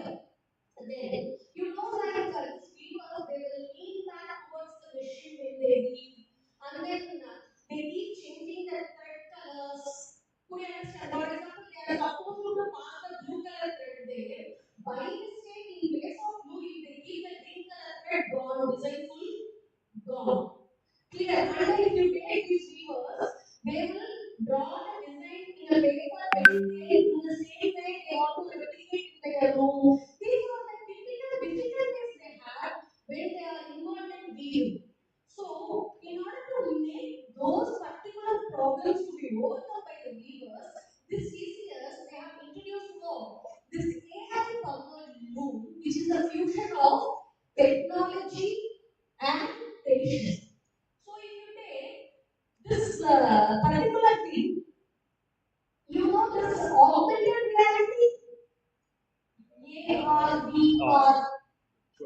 Many of you are wearing spectacles in this crowd. Majority of you would have bought from a brand called Lenskart. Very good. Lenskart. So before you go to the outlet, you can select the frame, you can take a picture of yourself, you can fit the frame for yourself, and then if it suits you, you can go. Did you try that? Did you guys try? Lenskart is the first spectacle company which has introduced what? This augmented reality. Could you understand? So if you take in this case also, before weaving that particular saree through this particular technology, this 3D and 4D image of those particular sarees will be shown to what? The weavers. Clear? Apart from that, sometimes no, while weaving no blue color thread, red color thread, green color thread like that, they will forget. So they will be assisted by AI, which is the next color they have to use. Clear? So if you take overall, if it takes like some 30 days to complete a particular saree, they are finishing it by 5 to 6 days. So if you see errorless weaving, apart from that, the lead time is coming down. What is the lead time here? What is the lead time? Sir was talking about supply chain management. Lead time is nothing but what? The difference between the production and the delivery time. To a weaver, if you order for a silk saree, which is your family type design, if they take like 30 days, that is nothing but what? The lead time. But due to this integration of AI, that 30 days will come down to what? 7 days. Then, without any confusion, without any hassles, in a very comfortable manner, they are into this. Clear? So this is a classic. Is it a sustainable farming or not? Are they calling any endorsers, brand endorsers, who are spending lakh, whom they have to pay lakhs together? Definitely not. It's a simple integration of AI, and that too, TCS has done it like a CSR activity. What is CSR activity here? Corporate social responsibility activity. They don't want that tradition to get taken away. Could you understand? They want the tradition to be continued for another 100 centuries. Clear? 100 years. Clear? That is the reason teachers has come forward to take that initiative. Very classic example. Mostly we are going to close this up. Yeah. What is that ice cream? Magnum, the other one. Cornetto. Whose brand is that again? Quality was and comment about the same. You have to tell the brand. Okay, let me give you a simple example to guess this brand. Okay, Pierce soap you all know, Dove you know, Haman you know, many things you know. You are very good. Whose brand is that? Naveen, right? Very good. It is. Thanks, Naveen. It's Hindustan Unilever. One round of applause. So, if you take Magnum and Cornetto, quality watch, whatever you have told, it's the brand of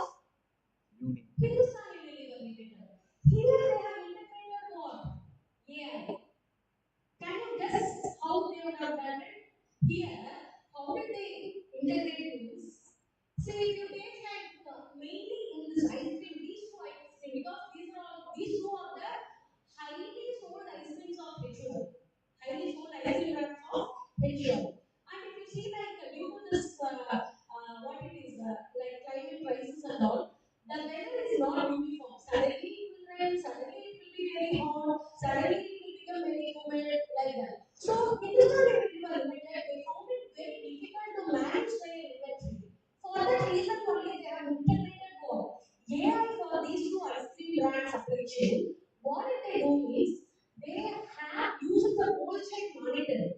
Clear? They have actually forecasted the demand of each region in summer. For example, if you take Europe, how many months it is a hot summer? How many months it is a moderate summer? Like that. So accordingly, all the data is fed in what? AI, and they will manage the inventory and supply chain with that data. Could you understand? In a similar way, this retail freezer stock tracking also. That means AI monitored this one freezers wherein how much temperature is maintaining, how much is the stock level, all that. Then if you take like manual AI-based demand prediction, then targeted seasonal marketing campaigns, consumer preference analytics, like that particular manual messaging, if you take India, which region has the highest demand? And how about the temperature in that region? How much is the weather in that region? All that they are doing it what? Through AI, through which they are reducing lot of cost. They are reducing lot of wastages. They are saving lot of money. Overall, it is contributing to what? The sustainable. Clear? So, based on these small cases, what are the different cases we have discussed so far? The last one is the Hindustan Unilever, Kangeyam Institutions we have discussed, Patagonia we have discussed, then yeah, Mysore plastic water bottle technology embedded this one then yes, Kangeyam Institute of Technologies coffee shop we have discussed, amazing, that's good. Yes, influencer marketing. Oh, Imma, she has created a lot of impact on you. Yeah, Imma, that in virtual influencer we have discussed it. That's it. Almost. Yes. Oh yeah, Mama Earth we have discussed. Likewise, the cookbook channel, one of the very tasteful, delicious. Now I am remembering the brand endorser for that cooked brand is Easy Choice. Now I remember her name. Clear. So if you take it is one of the very, very awesome food, awesome masala, but they are running, managing everything through what? Endorser. Even like Virat Kohli, Mahendra Singh Dhoni, everyone said it's awesome. Clear. So if you take based on this case study, I finally wish to conclude AI is not here to replace people, as your chief executive officer rightly said. AI is not here to replace people. It is here to enhance the human potential. So we have to wisely make use of it, like how the companies have done. So when used responsibly, AI can improve efficiency, promote sustainability, and create a smarter businesses which will not cause any harm to the environment. So this is what I want to convey to you people in the short span of time which is given to me. It's an amazing moment for me. Thanks a lot for this opportunity. So I wish to thank Paramasikam sir for this wonderful coordination all through the international conference like from the time I almost sir is hoping to come December, right, sir? Yeah. So it's a nice moment for me. I'm happy to share the little knowledge what I have with you to you people. Thanks a lot.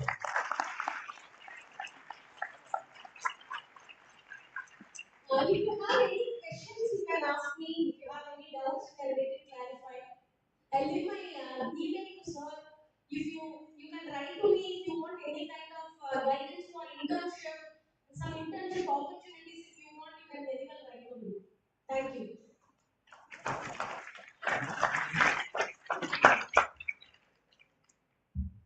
Thank you, ma'am, for an insightful and thought-provoking session. We will now take a short break of 10 minutes. Participants are kindly requested to reassemble for the next session soon after the break.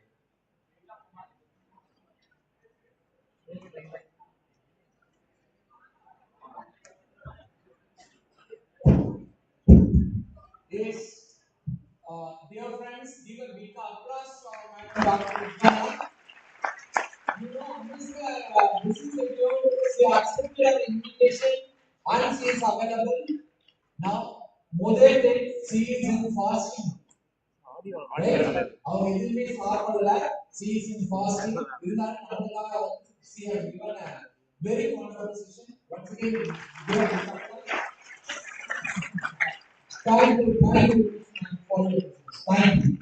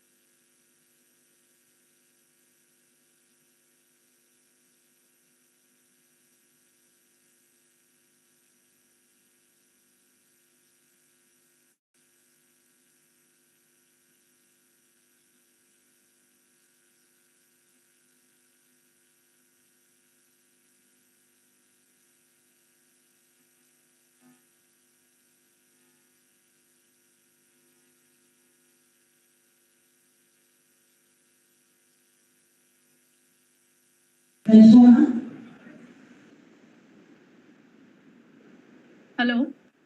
Hello, ma'am. Ma'am, please start the session. Yes. Okay. Ma'am, we have a small documentaries and then we'll proceed with the session now. Okay.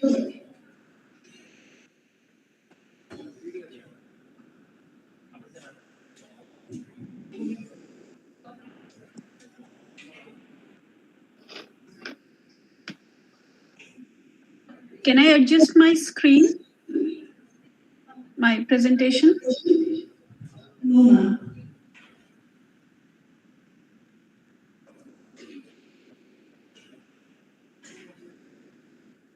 We can able to see only a relation, ma'am. Okay. I'm doing it now.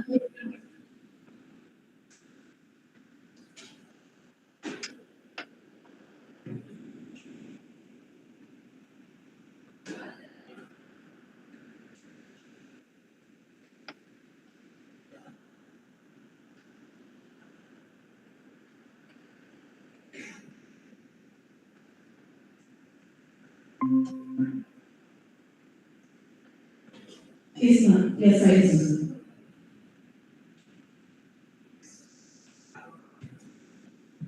Okay. See, dear friends, before entering into the session, all of you give a big applause to our Professor Dr. S. Ravi Shankar, who is the backbone of our MBA department. All of you give a big applause once again. On behalf of the MBA department, I do not welcome him once again. Thank you.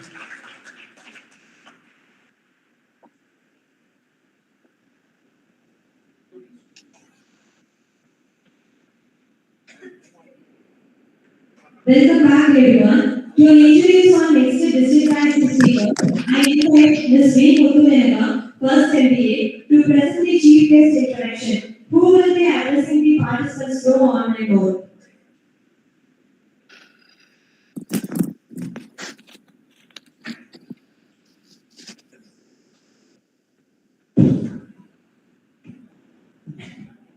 Good afternoon, everyone. It is my great honor and privilege to introduce our esteemed chief guest, Dr. Ranjana Tiwari ma'am. She is a senior lecturer at Kangeyam Business School, Sunday University, Malaysia. She is a hardcore certified educator, well-being expert, business-based writing trainer, and professional member of the Chartered Management Institute. Reflecting a strong engagement with management practice and leadership development alongside academic. Her research expertise spans well-being and wellness in tourism, positive psychology, travel motivation, destination image, gender travel experiences, gastronomy, and well-being. She has secured competitive research grants and has published extensively in leading human and focused industry journals. Dr. Tiwari plays an active and influential role in academic publishing and scholarly service. She serves on the editorial board of Tourism Management Perspectives, Journal of Global Marketing, International Journal of Tourism Research, and Strategic Business Research. She is also a special issue editor for focused industry journals with a particular focus on health-oriented tourism and gastronomy and well-being. In addition, she has guest edited special issue for Tourism Recreation Research and International Journal of Spa and Wellness, addressing themes of wellness tourism, innovation, inclusion, and global well-being. She is a regular peer reviewer for a wide range of high-impact journals in tourism, hospitality, and marketing. She is the editor of two scholarly books, Wellness, Well-being, and Tourism, and teaching cases in tourism and hospitality, which advances base-based learning and pedagogical innovation in tourism and hospitality education. We are truly honored and privileged to have such a distinguished academician and research with us today. Her expertise and insight will surely inspire and enrich all of us. Please join us in extending a warm welcome to our respected chief guest, Dr. Ranjana Tiwari ma'am. Thank you. Thank you, Muthuvenga, for the introduction. We now proceed to the next technical session 2. It is our privilege to invite Dr. Ranjana Tiwari ma'am, Senior Lecturer at Tamil Nadu Business School, Sunday University, Malaysia, to present on the topic AI for personalized healing how wellness businesses in India can leverage intelligent innovation.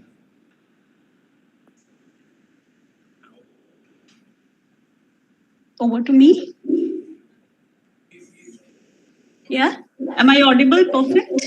Yes, ma'am. Okay. So good morning, everyone. Here it's good afternoon from Malaysia. Um, I've been already introduced. I'm Ranjana. I work with Sunway University in Malaysia.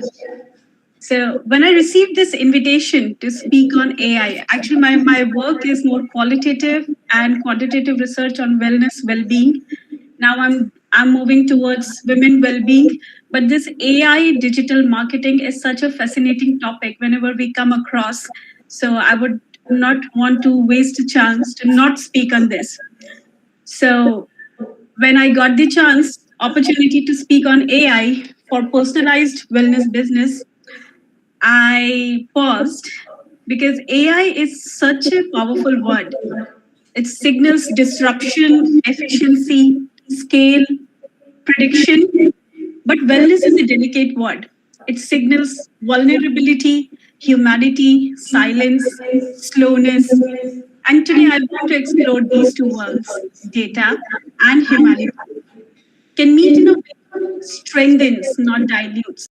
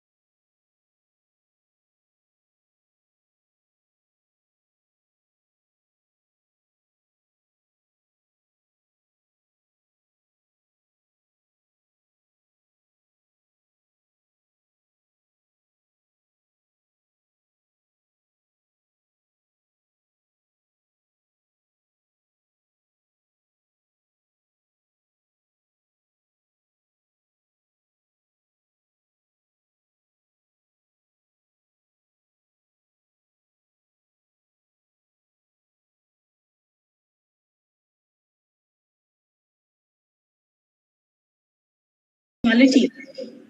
Of course, then she searches the internet for yoga, vipassana, Ayurveda, Himalayan silence, spirituality.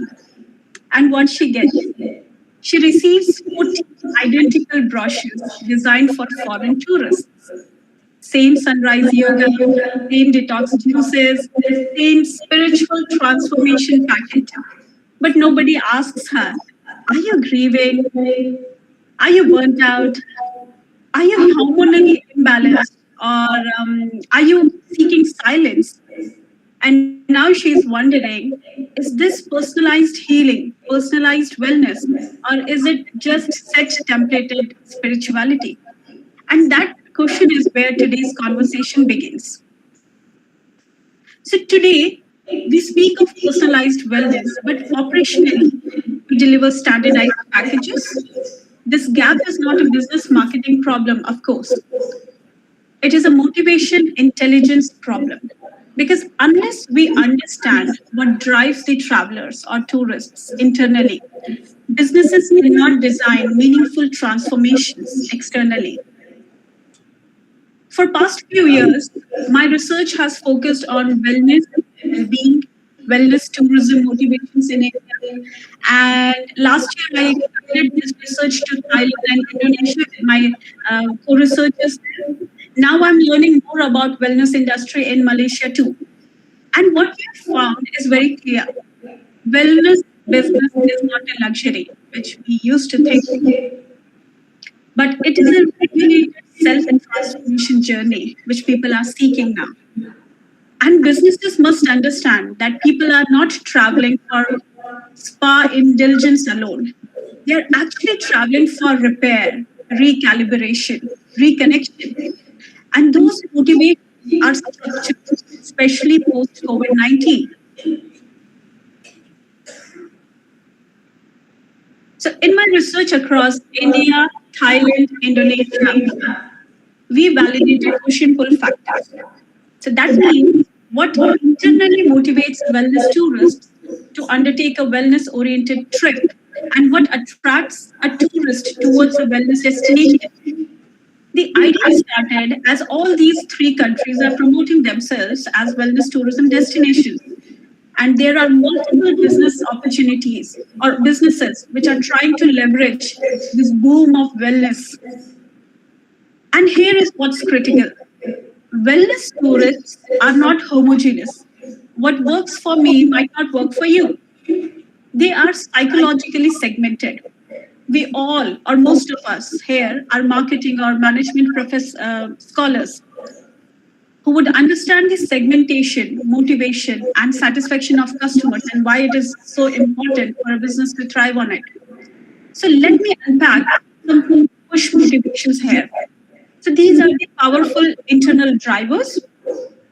Some travelers are driven by physical fitness and appearances, but this is not just about reclaiming control over your body. Some seek nutritional wellness, metabolic reset, hormonal balance, clean eating as long term lifestyle repair. Some are also seeking holistic recovery, burnout, grief, life transitions. And some are simply seeking escape, silence, detachment, and mental reset. Now, here is the managerial insight. These motivations require different therapeutic architectures. You cannot treat grief, you means businesses. They cannot treat grief with a detox plan. They cannot treat hormonal imbalance with sunrise meditation alone. And yet, operationally, many retreats or wellness businesses do exactly that. This is where data becomes strategic. Sorry. Now, since today we are talking about business practices and managerial excellence, so I want to completely focus on the pull factors and not internal drivers or push factors. So, the destination attributes that wellness oriented business must strategically design, manage, and continuously refine if we want to grow their customer base. So, push factors tell us why people feel the need to travel. It could be related to if someone is chronically ill, or if they are homesick, or if they just have leisure time. Then pull factors tell us where and why they choose to go, which destination they are choosing to go. And from a business perspective, pull factors are actionable. And that is why it is very important for the business and from managerial perspective to understand that what are the pull factors and push factors, at least for a wellness oriented business or travels. So, pull factors are within managerial control. When we are speaking about wellness oriented customers, they are not simply looking for a beautiful location. They are actually evaluating environment much more. They are drawn to destination, feel safe, about physically and psychologically. They are pulled to places with credible infrastructure, clean facilities, hygienic treatment rooms, reliable accommodations, professional standards. They are also looking for qualified therapists, not just individuals performing rituals, but trained practitioners. Now, those trained practitioners could be anyone, right from the spa therapist to the person or the priest who is doing rituals or some other sort of cultural performances. And also, they are looking for people who can inspire trust in them, okay, when they are taking up any wellness related rituals. And those who have good storytelling capabilities. So that's separate segment of research and areas. If somebody is interested, please dwell into that. So the tourists are also seeking authenticity. They are not only inclined towards, or they are not inclined towards, at least in the case of India, when the tourists are looking for wellness destinations in India, they are not looking for anglicized version of wellness, not performative spirituality for sure, but rooted healing traditions that feel real, culturally grounded, and ethically practiced. Please mind the word ethically practiced, it's very important.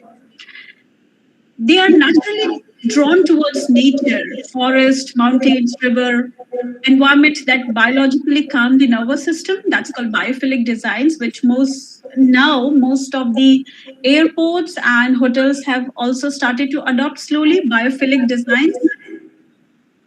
We have also found that the tourists are valuing therapeutic diet. I was in Penang last week, and I could see Penang is famous for its gastronomy and cultural culinary tourism. But still, because I'm a pure vegetarian, I was looking for something which is more aligned towards my kind of diet. And while just looking for the options, of course, in the Google Internet, I found one place which was serving vegan dishes, vegan cuisine, and I could see you guys would relate to kesari bhat. And that kesari bhat, for the first time, I had kesari bhat made in coconut oil, and it tasted very well. Not only that, with Kesari Bhat, which was done in coconut oil, they had written down, and there was a chaos where all this video was running behind that why it is important for you, and when you are vegan, so why you should go ahead with coconut oil and this kind of oil and not this. So I'm not promoting any kind of diet, but I'm telling that how people are leveraging and moving towards a diet food that is just not aesthetic or vegetarian per se, but aligned with your healing objective. Now, that healing objective could be anything: protein rich diet, keto diet, keto diet. Above all, they are all looking for safety, emotional safety. Now, post COVID, it has gone up, cultural safety, and health safety. Now, here is where business strategies become complicated. Because while these full attributes appear universal, that okay, this is something which is very normal and all the tourists are looking for this, right? But the weight each traveler assigns to them differs based on their internal motivation. Okay. For example, as I told, because recently I've been to Penang, so everywhere my driver or hotel people, wherever I could ask about the food and related to wellness and well-being, everybody said that Penang is a food paradise and you would love the food, and because there are more Michelin star street food vendors. And I was excited but nervous because I know I've been living here from past 1 year, so I know that the gastronomy of Malaysia didn't align with the system. With others, of course, good. So that's why even I was told by multiple people the same thing, but still it didn't align with me. So that's why I'm saying, so it is very subjective. So the weight each traveler assigns to each factor is different based on their own internal motivation. For a burnt out professional, psychological safety and silence may matter more than just scenic beauty. For a fitness driven traveler, professional trainer and structured programming may matter more than just spiritual ambience. For someone in grief, therapist credibility may be the single most decisive pull factor. So even within pull factors, the importance hierarchy shift. And this is where the problem emerges. If motivations are diverse but delivery is uniform, we create a mismatch.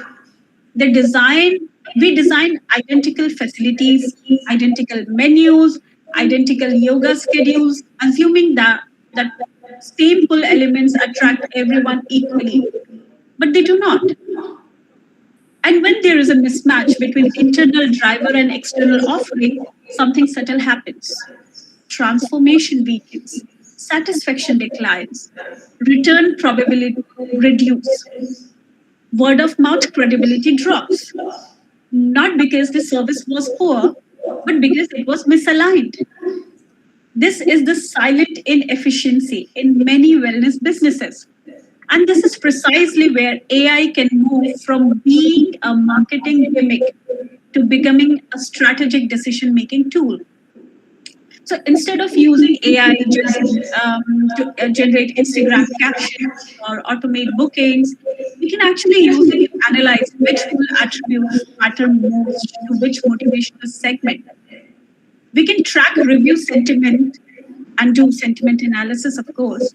to see whether guests mention therapist expertise more than food quality. We can analyze booking behavior to identify whether infrastructure upgrades increase retention among certain segments. We can also use predictive modeling to understand which environmental features drive longer stays.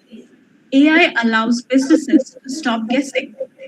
It allows us to quantify pull factor importance dynamically. And when pull factors are intelligently aligned with push motivations, we reduce mismatch. When we reduce mismatch, we increase perceived transformation. And when transformation increases, business sustainability follows. That is when AI stops being just a buzzword and starts becoming a strategic infrastructure. So when we compare destination, this is from the study which we did. So when we compare destinations, something very interesting emerges. Thailand, Indonesia, in Indonesia, particularly Bali, are positioned as strong competitors in the global wellness landscape. On the surface, they offer broadly similar products like spas, retreats, detox programs, yoga, cuisine. But when we look deeper, when we examine traveler motivation, we begin to see the nuanced differences in how these destinations have organized themselves. Thailand has built reputation around structured infrastructure and high service professionalism. Places like Phuket and Koh Samui are highly competitive in fitness and weight loss retreat. You can check it out. Their facilities are well equipped. Their service delivery is standardized. Their therapists are professionally trained within clearly defined systems. That's most important thing.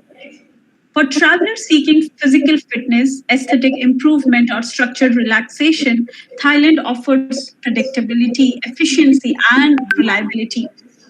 In many ways, Thailand has mastered the arts of operational excellence in wellness, we could say. Now, let us look at Indonesia. Uh, Bali in Indonesia has positioned itself slightly differently. It is just not about spa or relaxation.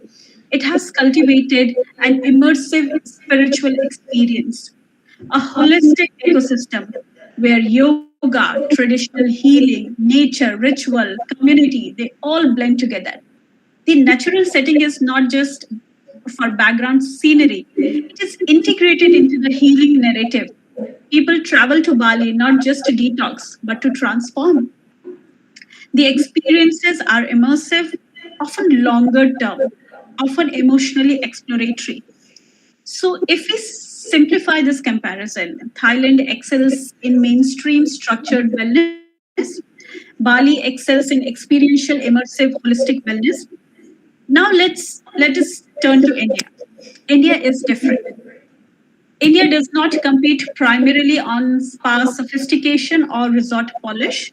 We are still promoting India as cultural tourism destination or somewhat religious tourism destination. So India offers philosophical authenticity and healing lineage. So our strength is not relaxation, our strength is meaning. Yoga was not invented as a fitness trend in India. Ayurveda was not developed as a luxury product. Meditation in India was never designed for Instagram aesthetics, for sure. Our niche lies in spirituality, spiritually driven and culturally rich experiences. And interestingly, our data shows that travelers who choose India are often motivated by spiritual growth rather than infrastructural or physical fitness and this. Spiritual growth, meditation, cultural immersion, not simply by fitness goal and detox aspirations. Because of Instagram fad here and TikTok also, because of influencer culture, this detox has again come in the picture, and people are looking for detox traveling destinations also. Although in India it's not there, and it should not be there. It's just a fad. But here's the honest part that despite this depth, India struggles with systemization. International tourists often perceive India as less standardized in facilities, less predictable in service delivery, less accessible in infrastructure. We are rich in heritage, but we are inconsistent in structure.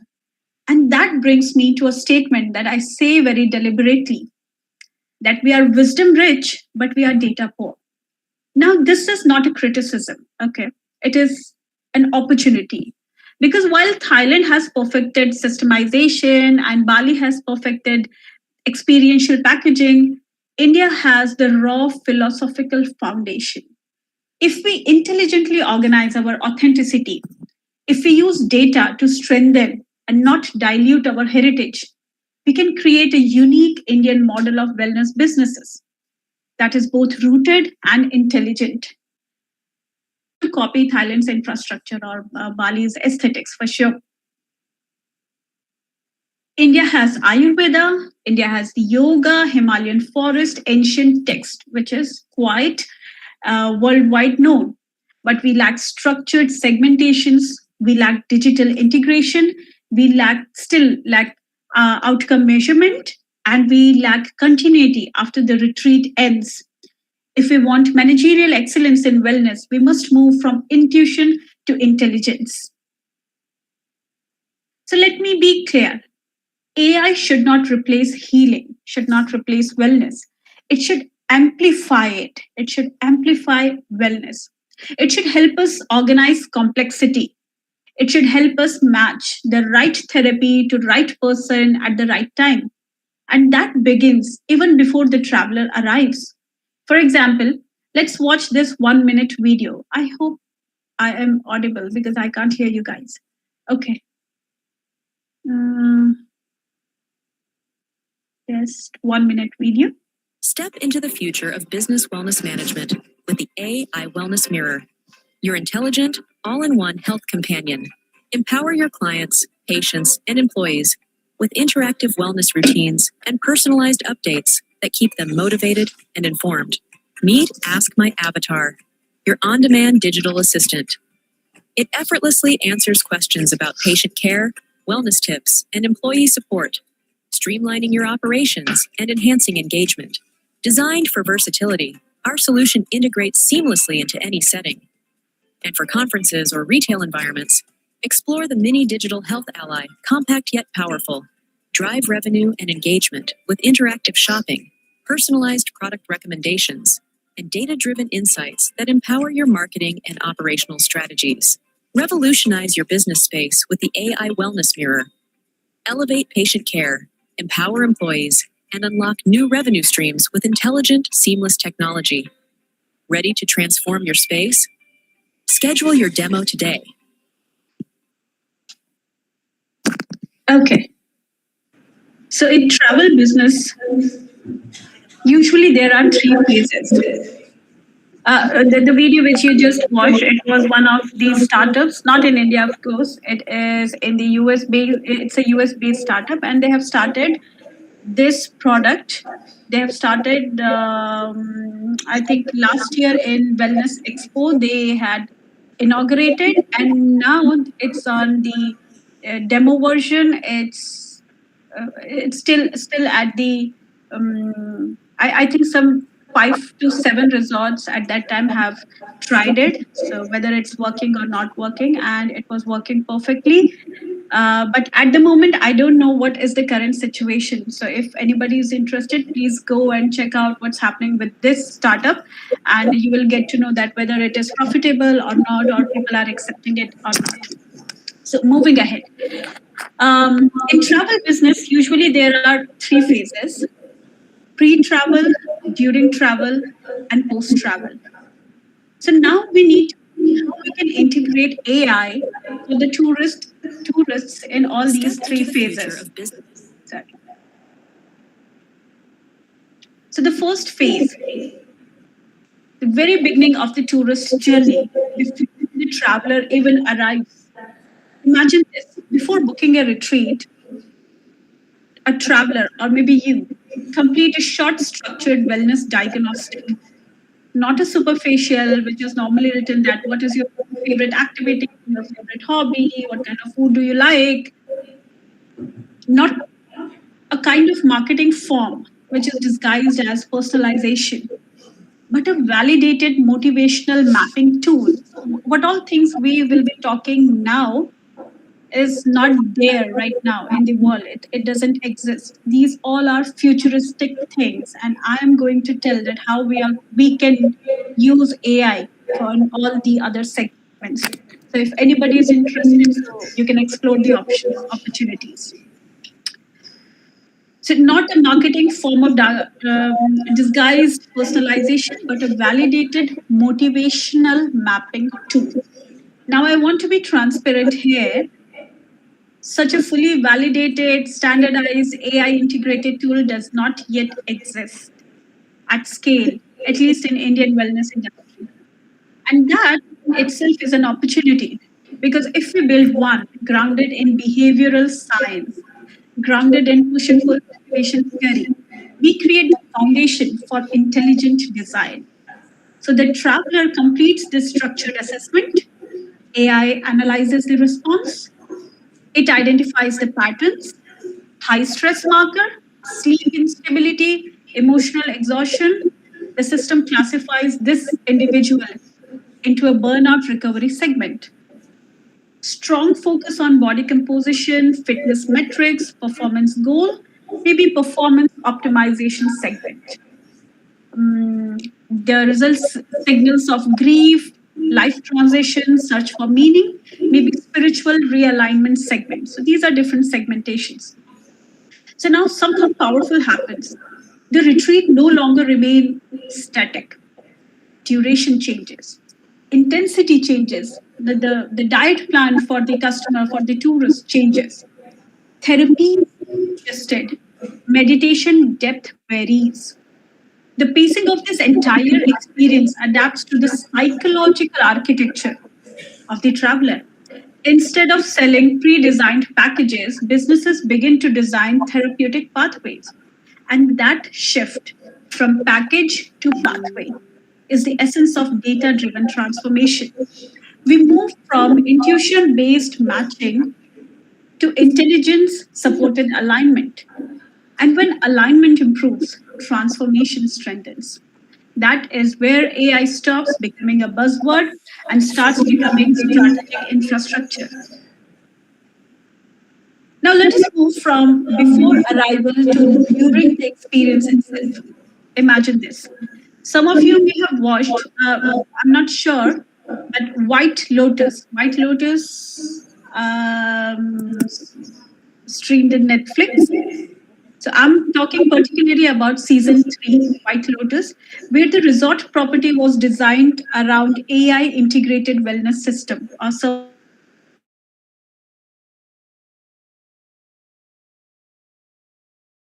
analyze part that because they were the resort and the hotel property was wellness oriented hotel. So, but what if the future? Yeah, so the services they were showing were more futuristic. But what if that future is not just fiction and there is an operational possibility? Imagine a guest arrives at the retreat in Kannur or Yarkad. Upon check-in, they are offered optional wearable integration, which is not there, by the way. Not intrusive, not overwhelming, but just structured. So all those variables, the heart rate variability is tracked, sleep efficiency is monitored, stress recovery patterns are measured, breathing depth is analyzed. Now here is where intelligence enters. AI begins to detect patterns across segments. For the burnout recovery segment, it may identify that some oil therapy reduces cortisol markers faster than high intensity yoga, or maybe to some other segment, it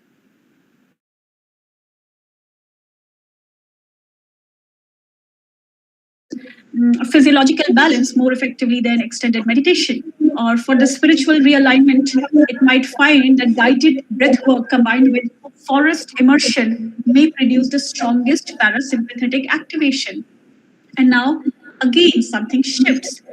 Yoga intensity is adjusted, it adapts. Diet plans adjust based on metabolic responses.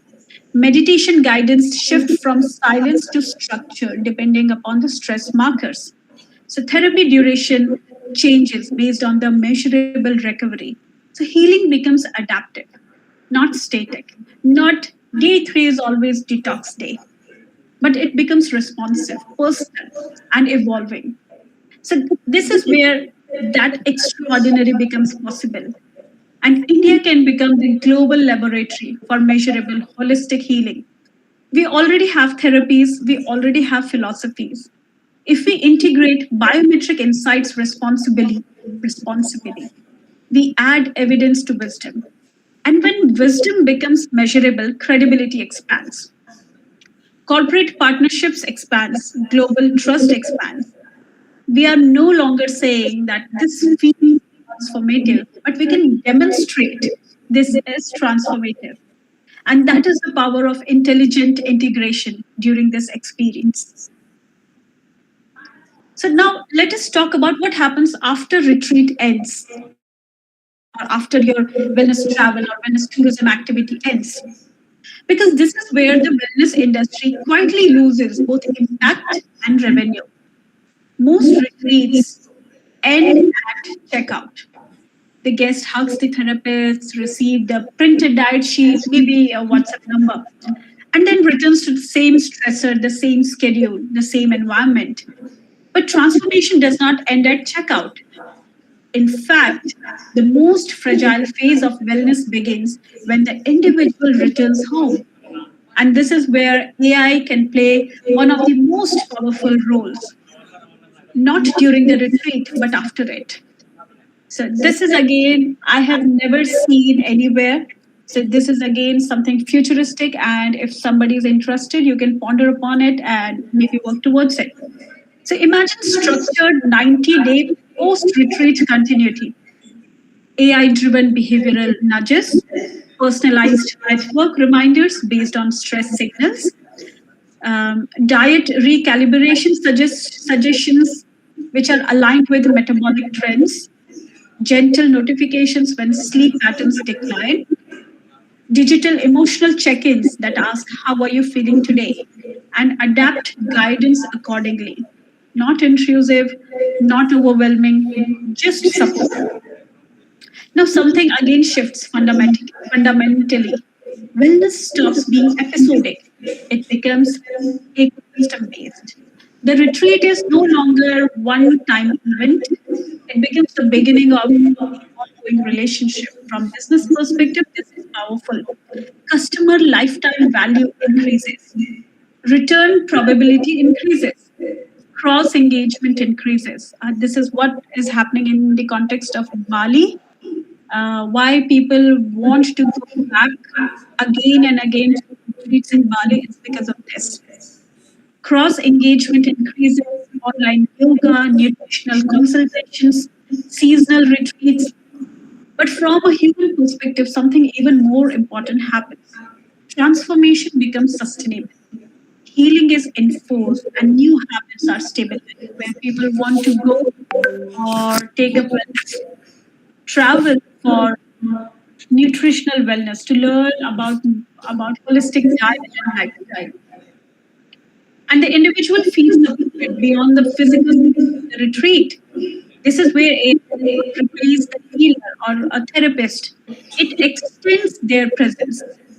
And that is where intelligent innovation truly becomes compassionate innovation. So now let's see what are some USPs for Indian specific wellness businesses. So how we can integrate AI with Indian wellness knowledge or wisdom. One of India's greatest wellness asset is Ayurveda. Last week I gave a talk to Spanish students about Ayurvedic diet. And trust me when I said that, I was very appreciative whether they'll understand when I'm saying prakriti or doshas or prana, but they all understood. Of course, they had used the translators, but they all could connect with it. So when I say this, that India's greatest wellness asset is Ayurveda, I'm not lying. But traditionally, Ayurvedic diagnosis, particularly Prakriti assessment, which I'm sure because you all are from India, so you would understand. And if you know about Ayurveda a little bit, you would understand that we all go through Prakriti assessment for any sort of Ayurvedic or before any sort of Ayurvedic treatment. So, Ayurvedic diagnosis has been largely subjective. It depends upon the expertise of practitioner, their observation, their intuition, their experience. And while that human insight is valuable, it also creates variability. Two experts may interpret the same individual slightly differently.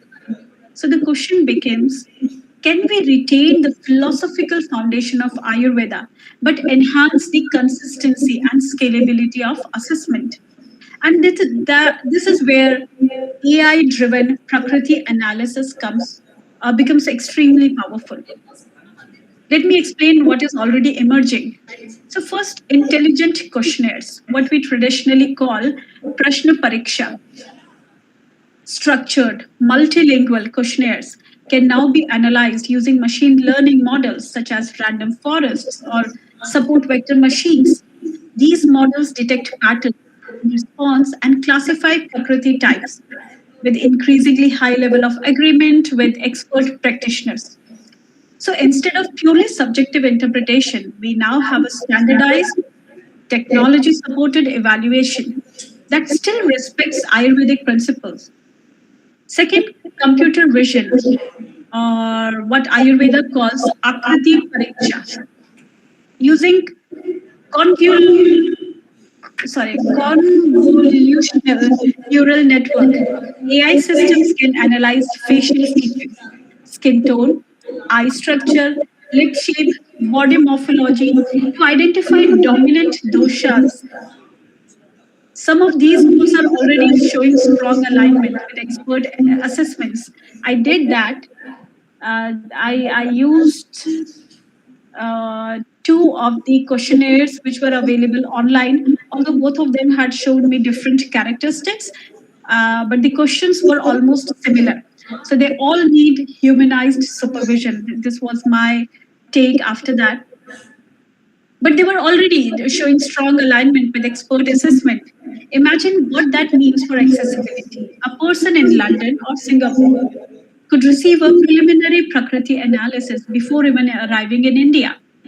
Now, the third one, digital pulse diagnosis. In Hindi or in Ayurvedic language, that is called Nadi Pariksha. So, devices such as sensor based pulse system can record subtle pulse wave signals. These signals are then analyzed using AI algorithms to identify Vata, Pitta, or Kapha imbalances. Now, pulse diagnosis becomes recordable, comparable, and trackable over time. That opens door for measurable progresses. Then there is voice and behavioral analysis too. So researchers in West have already started to explore how frequency, tone, speech, and pace and behavioral patterns may correlate with Prakriti profile. So this is still evolving, but it demonstrates how integrative intelligence can complement traditional observation. And finally, you have Ayurvedic chatbots, conversational AI system that can ask that you can ask lifestyle questions or gather habit data and generate maybe predictions, Prakriti predictions. Now, again, they should not replace doctors, therapists, or humans, but they should support them, create structure, and reduce inconsistency. So, what we are witnessing is not just digitization of Ayurveda, we are witnessing the standardization of entry points into Ayurveda. And if India leads this responsibly, we can bring our ancient diagnostic systems into the era of intelligent innovation without losing philosophical integrity. That is the opportunity before us. Now, I want to move towards something that I feel is both urgent and extremely underdeveloped in wellness industry, particularly in India. That's called Women Centric Wellness Analytics. For decades, wellness tourism has been designed around the neutral body, which, if we are honest, has often meant a male physiology template. But women's bodies are cyclical, sorry. Hormonal rhythms change weekly, energy patterns fluctuate, stress response differ across menstrual phases, perimenopause, pregnancy transitions, and menopausal stages. Yet most wellness retreats offer identical schedules for everyone. 6 a.m. high intensity yoga, detox protocols that do not account for iron level, fasting practices that may not align with hormonal stability. And this is not just design oversight, it is a biological mismatch. Now imagine integrating AI driven hormonal health analytics into wellness retreat planning. Imagine a woman completes a structured digital intake before booking. She inputs cycle phases, sleep quality, stress level, thyroid indicators, perimenopausal symptoms, emotional fluctuations. AI clusters her into hormonal profile category. If she is low in energy, what phase? If she is in another phase, physical training may required, not required, increase or decreased. Based on that, dietary plan shift to support her metabolic stability.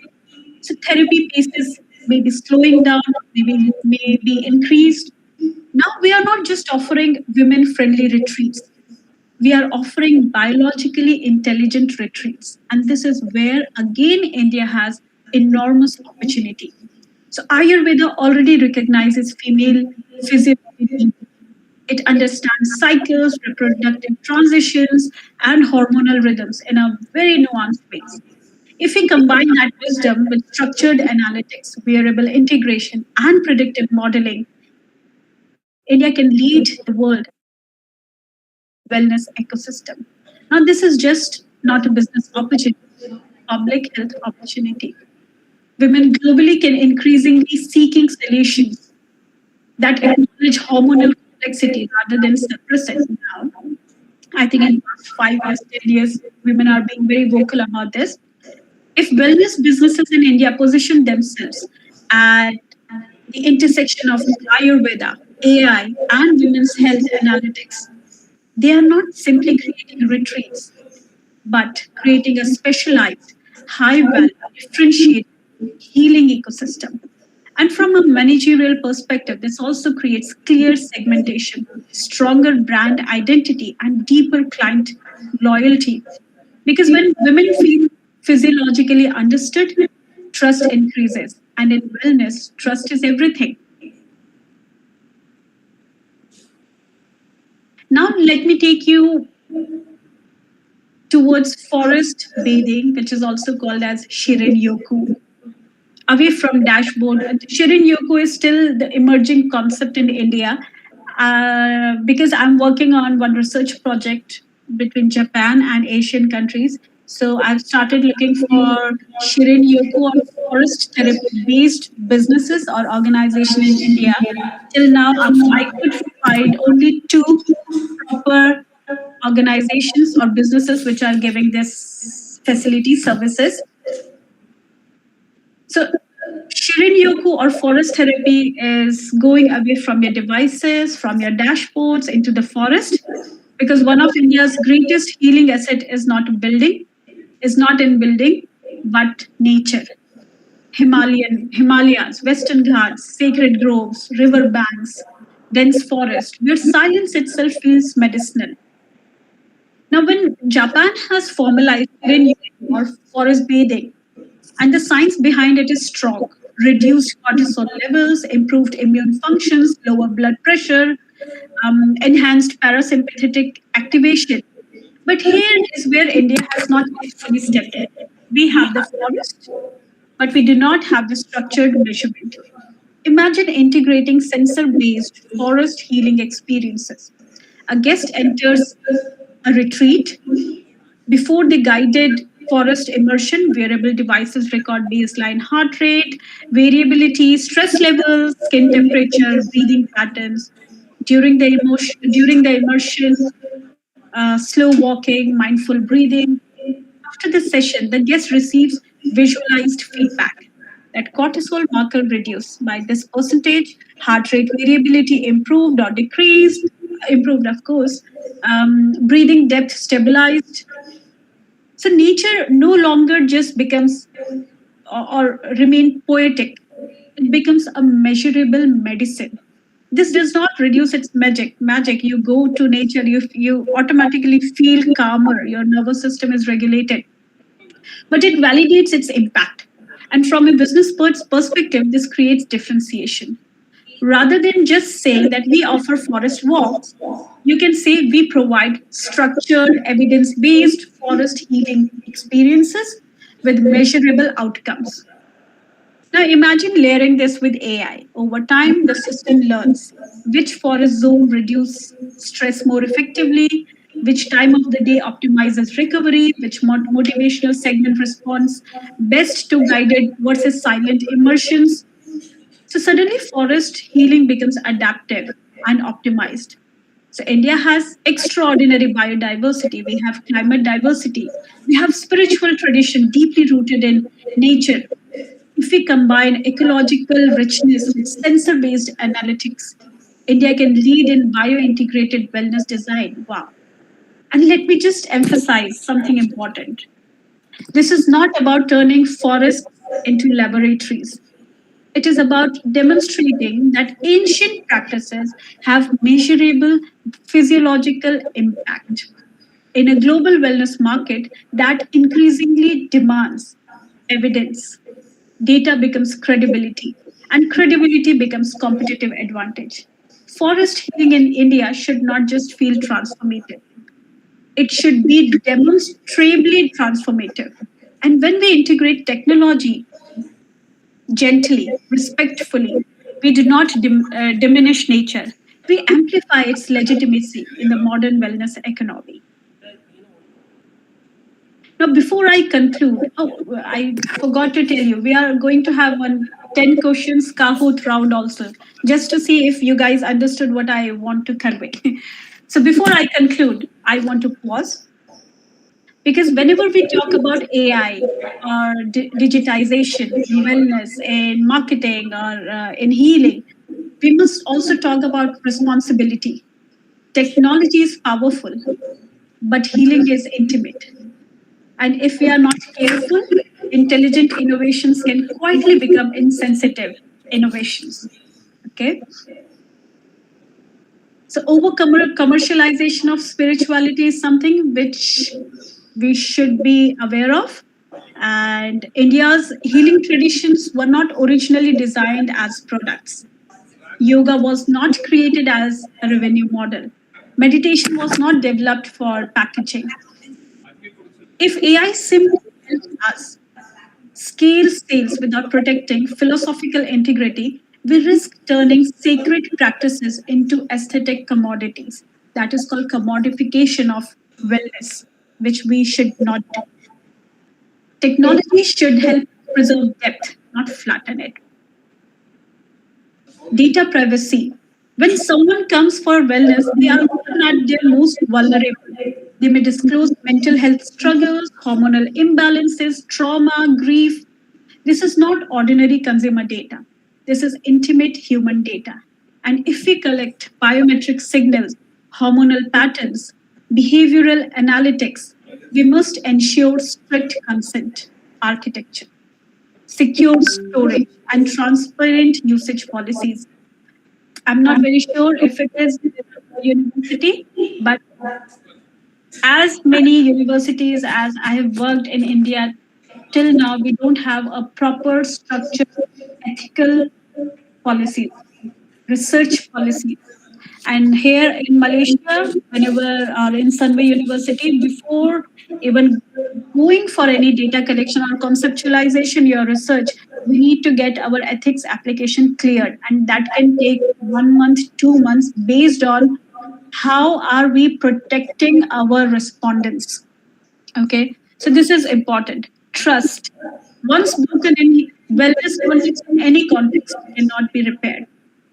Third one is algorithmic bias. AI system learns from data. So if our data sets are urban, English speaking, upper income, digitally literate population, then our models will not represent rural communities, older women, or culturally diverse groups. We must be cautious that technology does not silently exclude those who most need healing. And finally, replacing human gurus or your therapist or humans with bots. AI chatbot can only assist with scheduling, intake forms, basic guidance, but healing is relational. I know some people have started, or this trend has started, that especially within Gen Zs and millennials, that they have started using their AI, Chat GPT, as their personal therapist, which is very dangerous. They start taking their the recommendation. Although Chat GPT will never recommend you anything, it will just say yes whatever you say.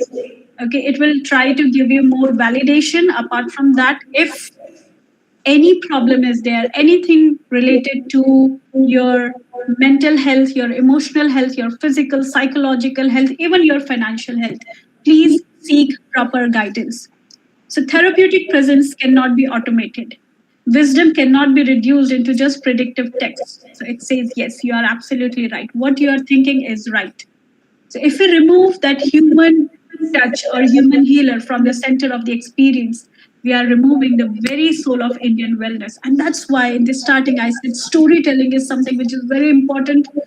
People are looking, they want good storyteller, because that is, they want to learn more about Indian wisdom, Indian heritage. And until and unless someone has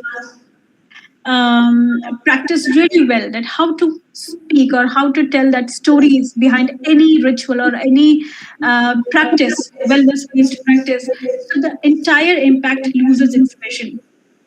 So the question is not whether AI should be used. Now the question is how it should be governed. So India has an opportunity to lead in developing ethical AI framework, so designed specifically for healing ecosystem, because we have very big organization, government body that's called Ayush. So they can start working towards it, because we are not digitizing services. We are actually digitizing, or I am suggesting to digitize heritage. And heritage demands responsibility. So AI must assist the therapists or healers and not replace or try to replace them. So if you remember that balance, intelligent innovation can become culturally respectful innovations. So to conclude, and before the small Kahoot activity, for centuries, India has healed through wisdom. The future will require wisdom amplified by the intelligence. Artificial intelligence is not the healer, but it can help us understand who needs healing, how they need it, and how to sustain it ethically and scalably. If we measure healing, we can scale healing. And if we can scale healing responsibly in India, just not participate in the global wellness economy, India will shape it. Thank you very much for your time. I think I'm right on time, 1 hour. So if you have any questions, anybody, you can just write in the chat box. Just end it. Thank you so much. Your presentation was really overwhelming. And your presentation on research, especially on well-being, tourism, Ayurvedic, it is really, it gave us a very good insight, ma'am.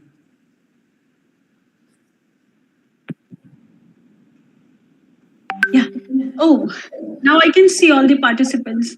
I was not able to. Anyways, may I request 10 volunteers with their laptops or their devices? Have you all played Kahoot before?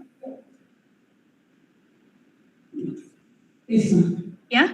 Okay. So 10 players. You can be, or if you want, you can be in the groups. But my system allows only 10 players. Okay. So I am going to.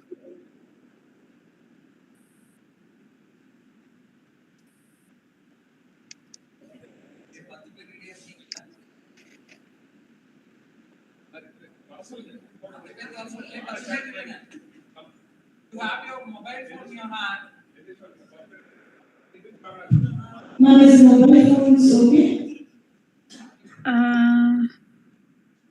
Sorry. Having the laptops. Yeah, I think from mobile phone is also okay. Okay.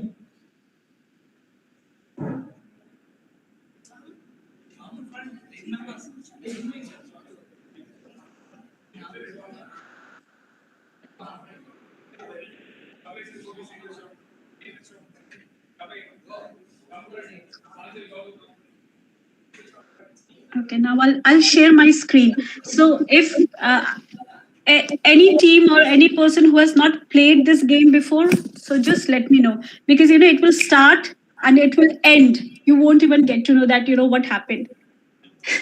So there are some 10 questions. There are some 10 questions, and these 10 questions are based on what I have spoken. So I'll also get to know whether you were listening or not. Anyways, it's not a competition, but it looks like once you start playing this. Okay, so I'll just open my screen of Kahoot. There will be, you all can also just Google and say Kahoot and type down and share screen.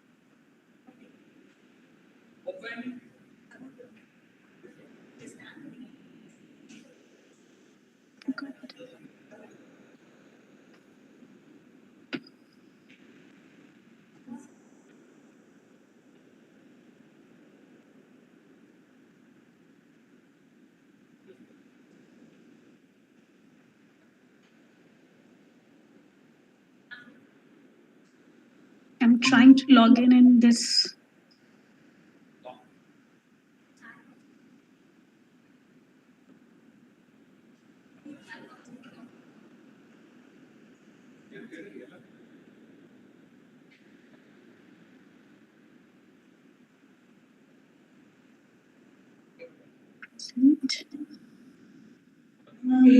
Okay. Yeah. No, sorry, I had to change my screen.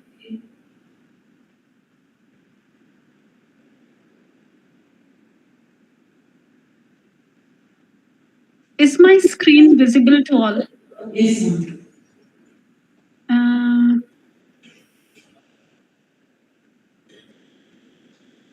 You'll be giving us a QR code, ma'am? Just 1 second. I don't think so, because for me it's not moving. So I'll share again. Share this tab instead. Okay. AI for Business Conference.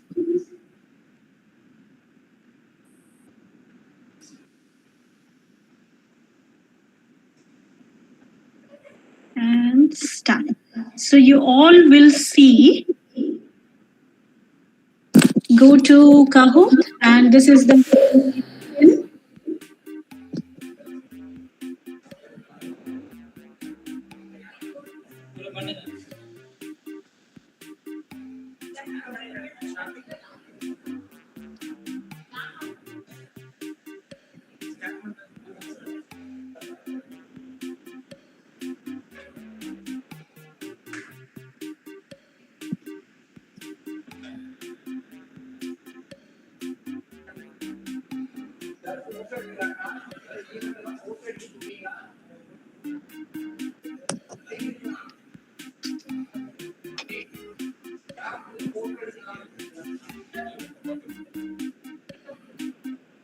So we have got Siva and Gana Shekaran. Gyan or okay. We have Katir, Deva, Gautam, Atin, Lingam. Please correct me if I'm wrong. Priyakant. 1, 2, 3, 4, 5, 6, 7, 8. 8.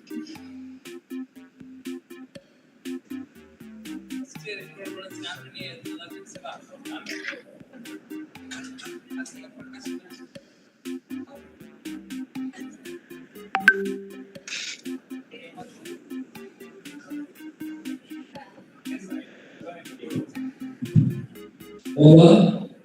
Yeah. Please sign on to.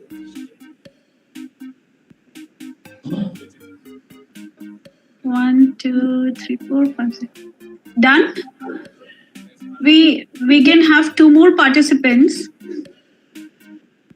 Okay. Okay, joining no longer available. Okay, are you guys ready? Yes, ma'am. Okay. So the question will be only for, or you can see the question only for 10 seconds. You need to answer. If you have not played before, I'll tell you, there will be options given on the screen, this big screen. On your devices, there will be colors. So you need to tap on the colors, the right color option, okay?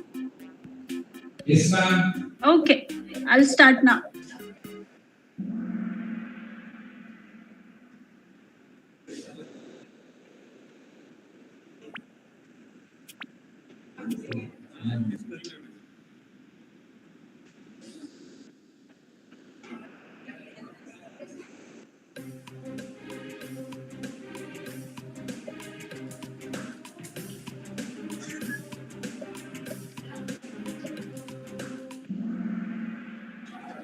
Ah, very good. You have to choose the color. Do it. Yeah, you have to choose the colors. So it was green. Okay. Who was the one? No, nobody chose, right? Oh, there were only 4 participants who could do it. Maybe because the time. Okay, next, be ready, be ready. It's just 10 seconds activity, so you won't even get to know when time passes. So read quickly and then. Okay, next. Oh, we have scoreboard as well. Okay, next. Second machine.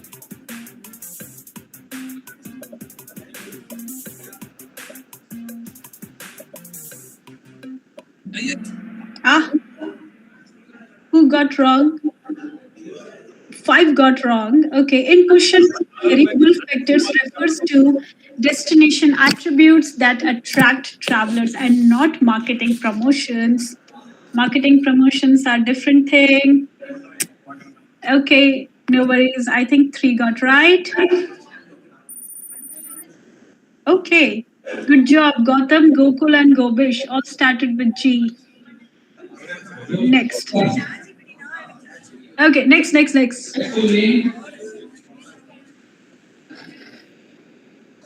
From this part.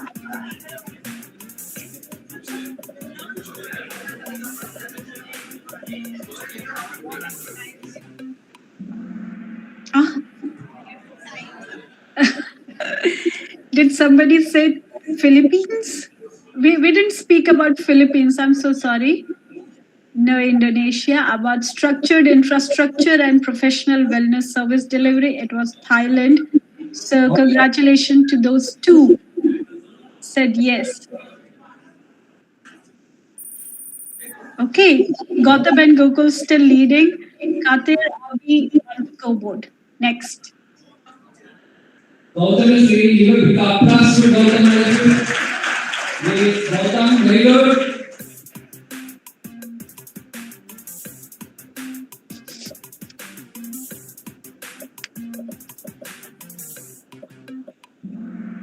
Ooh, that's nice. At least, okay, primarily, we said it's not fitness focused in India. We are not infrastructure heavy also, and not dominated by medical tourism. It's all about the philosophy, authentic philosophy. Anyways, 3 got right, so I'm happy. Who are there? Oh, okay, Gokul team. Okay. Gautam has gone to second board. I think Gyan Shekaran on scoreboard. Okay, next question. Ready? Yes, ma'am.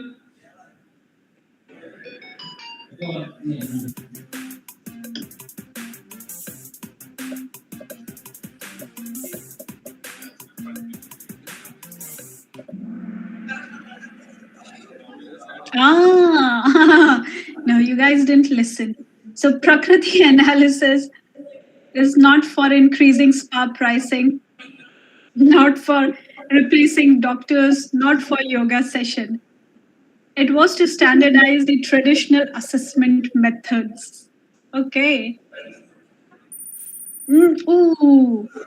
Oh, these are totally new. Shiv Prakash and Gyan Shekaran. Good, good, good. Okay, next.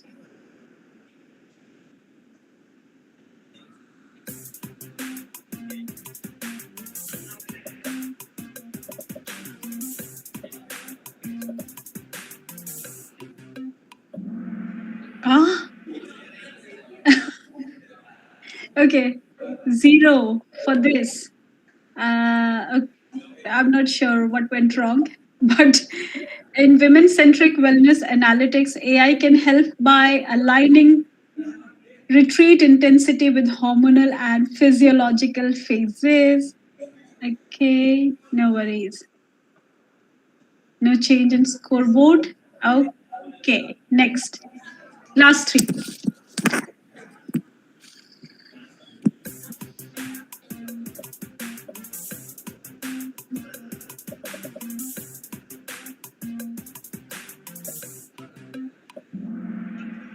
Ah, thank God.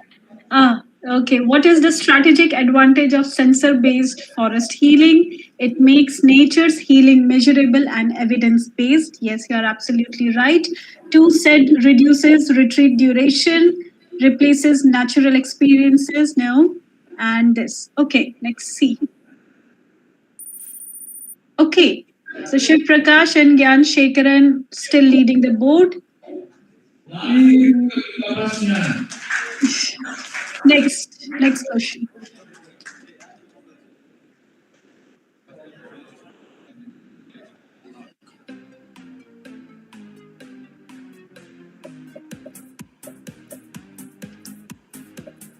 Don't do it wrong.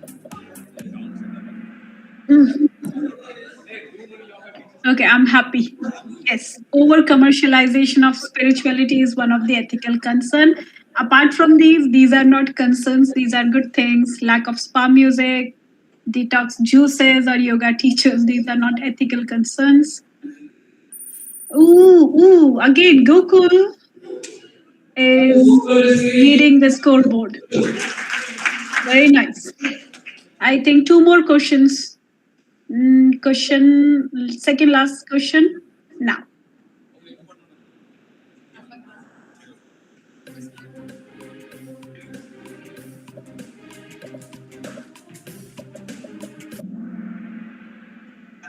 Ah, lovely. Okay. Designing personalized therapeutic pathways. Very good. Reducing staff salaries. I think this is by mistake. I don't think so. Anybody would do it deliberately. Automating social media posts. Okay, but this is the correct one. Let's see. Changes. Gokul's on streak. Okay, Gokul and Gyan Shekaran still leading the board. Last question. Are you ready? Okay. Yes, ma'am. Last.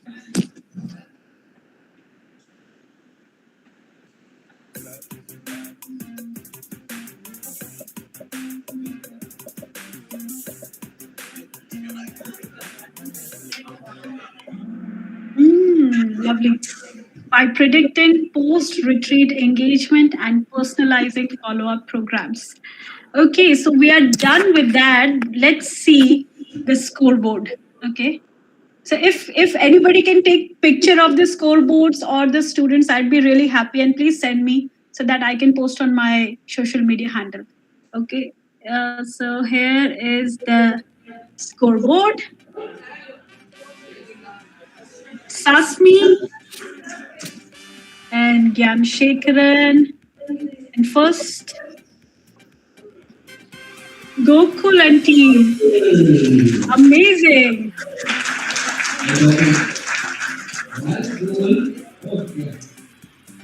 Good job. I think that was unexpected for you guys also.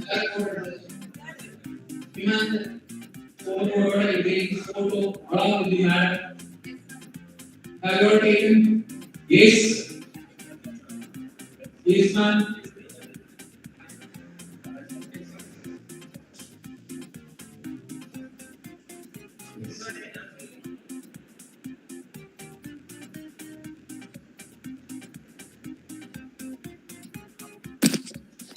Okay.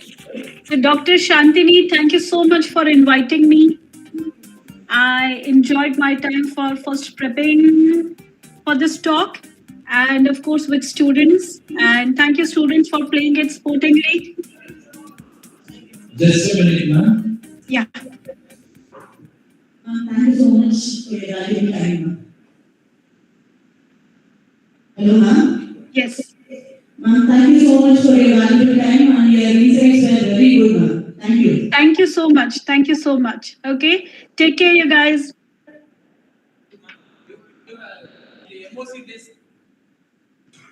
Thank you, ma'am.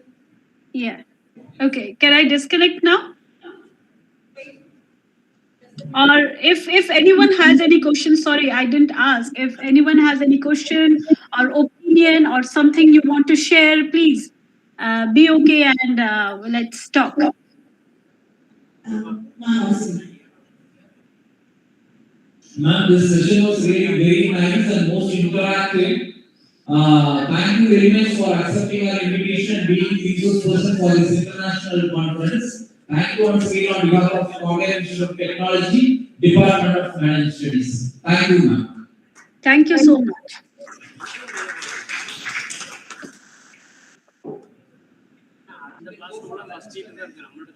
Today's session truly highlighted innovation, collaboration, and knowledge sharing. We sincerely thank all dignitaries, speakers, and participants for their valuable presence. Thank you, everyone. Wishing you a productive and enriching conference here. We will now break for lunch. Participants are requested to kindly reassemble at 2 o'clock for the paper presentation session. Okay. Thank you, ma'am.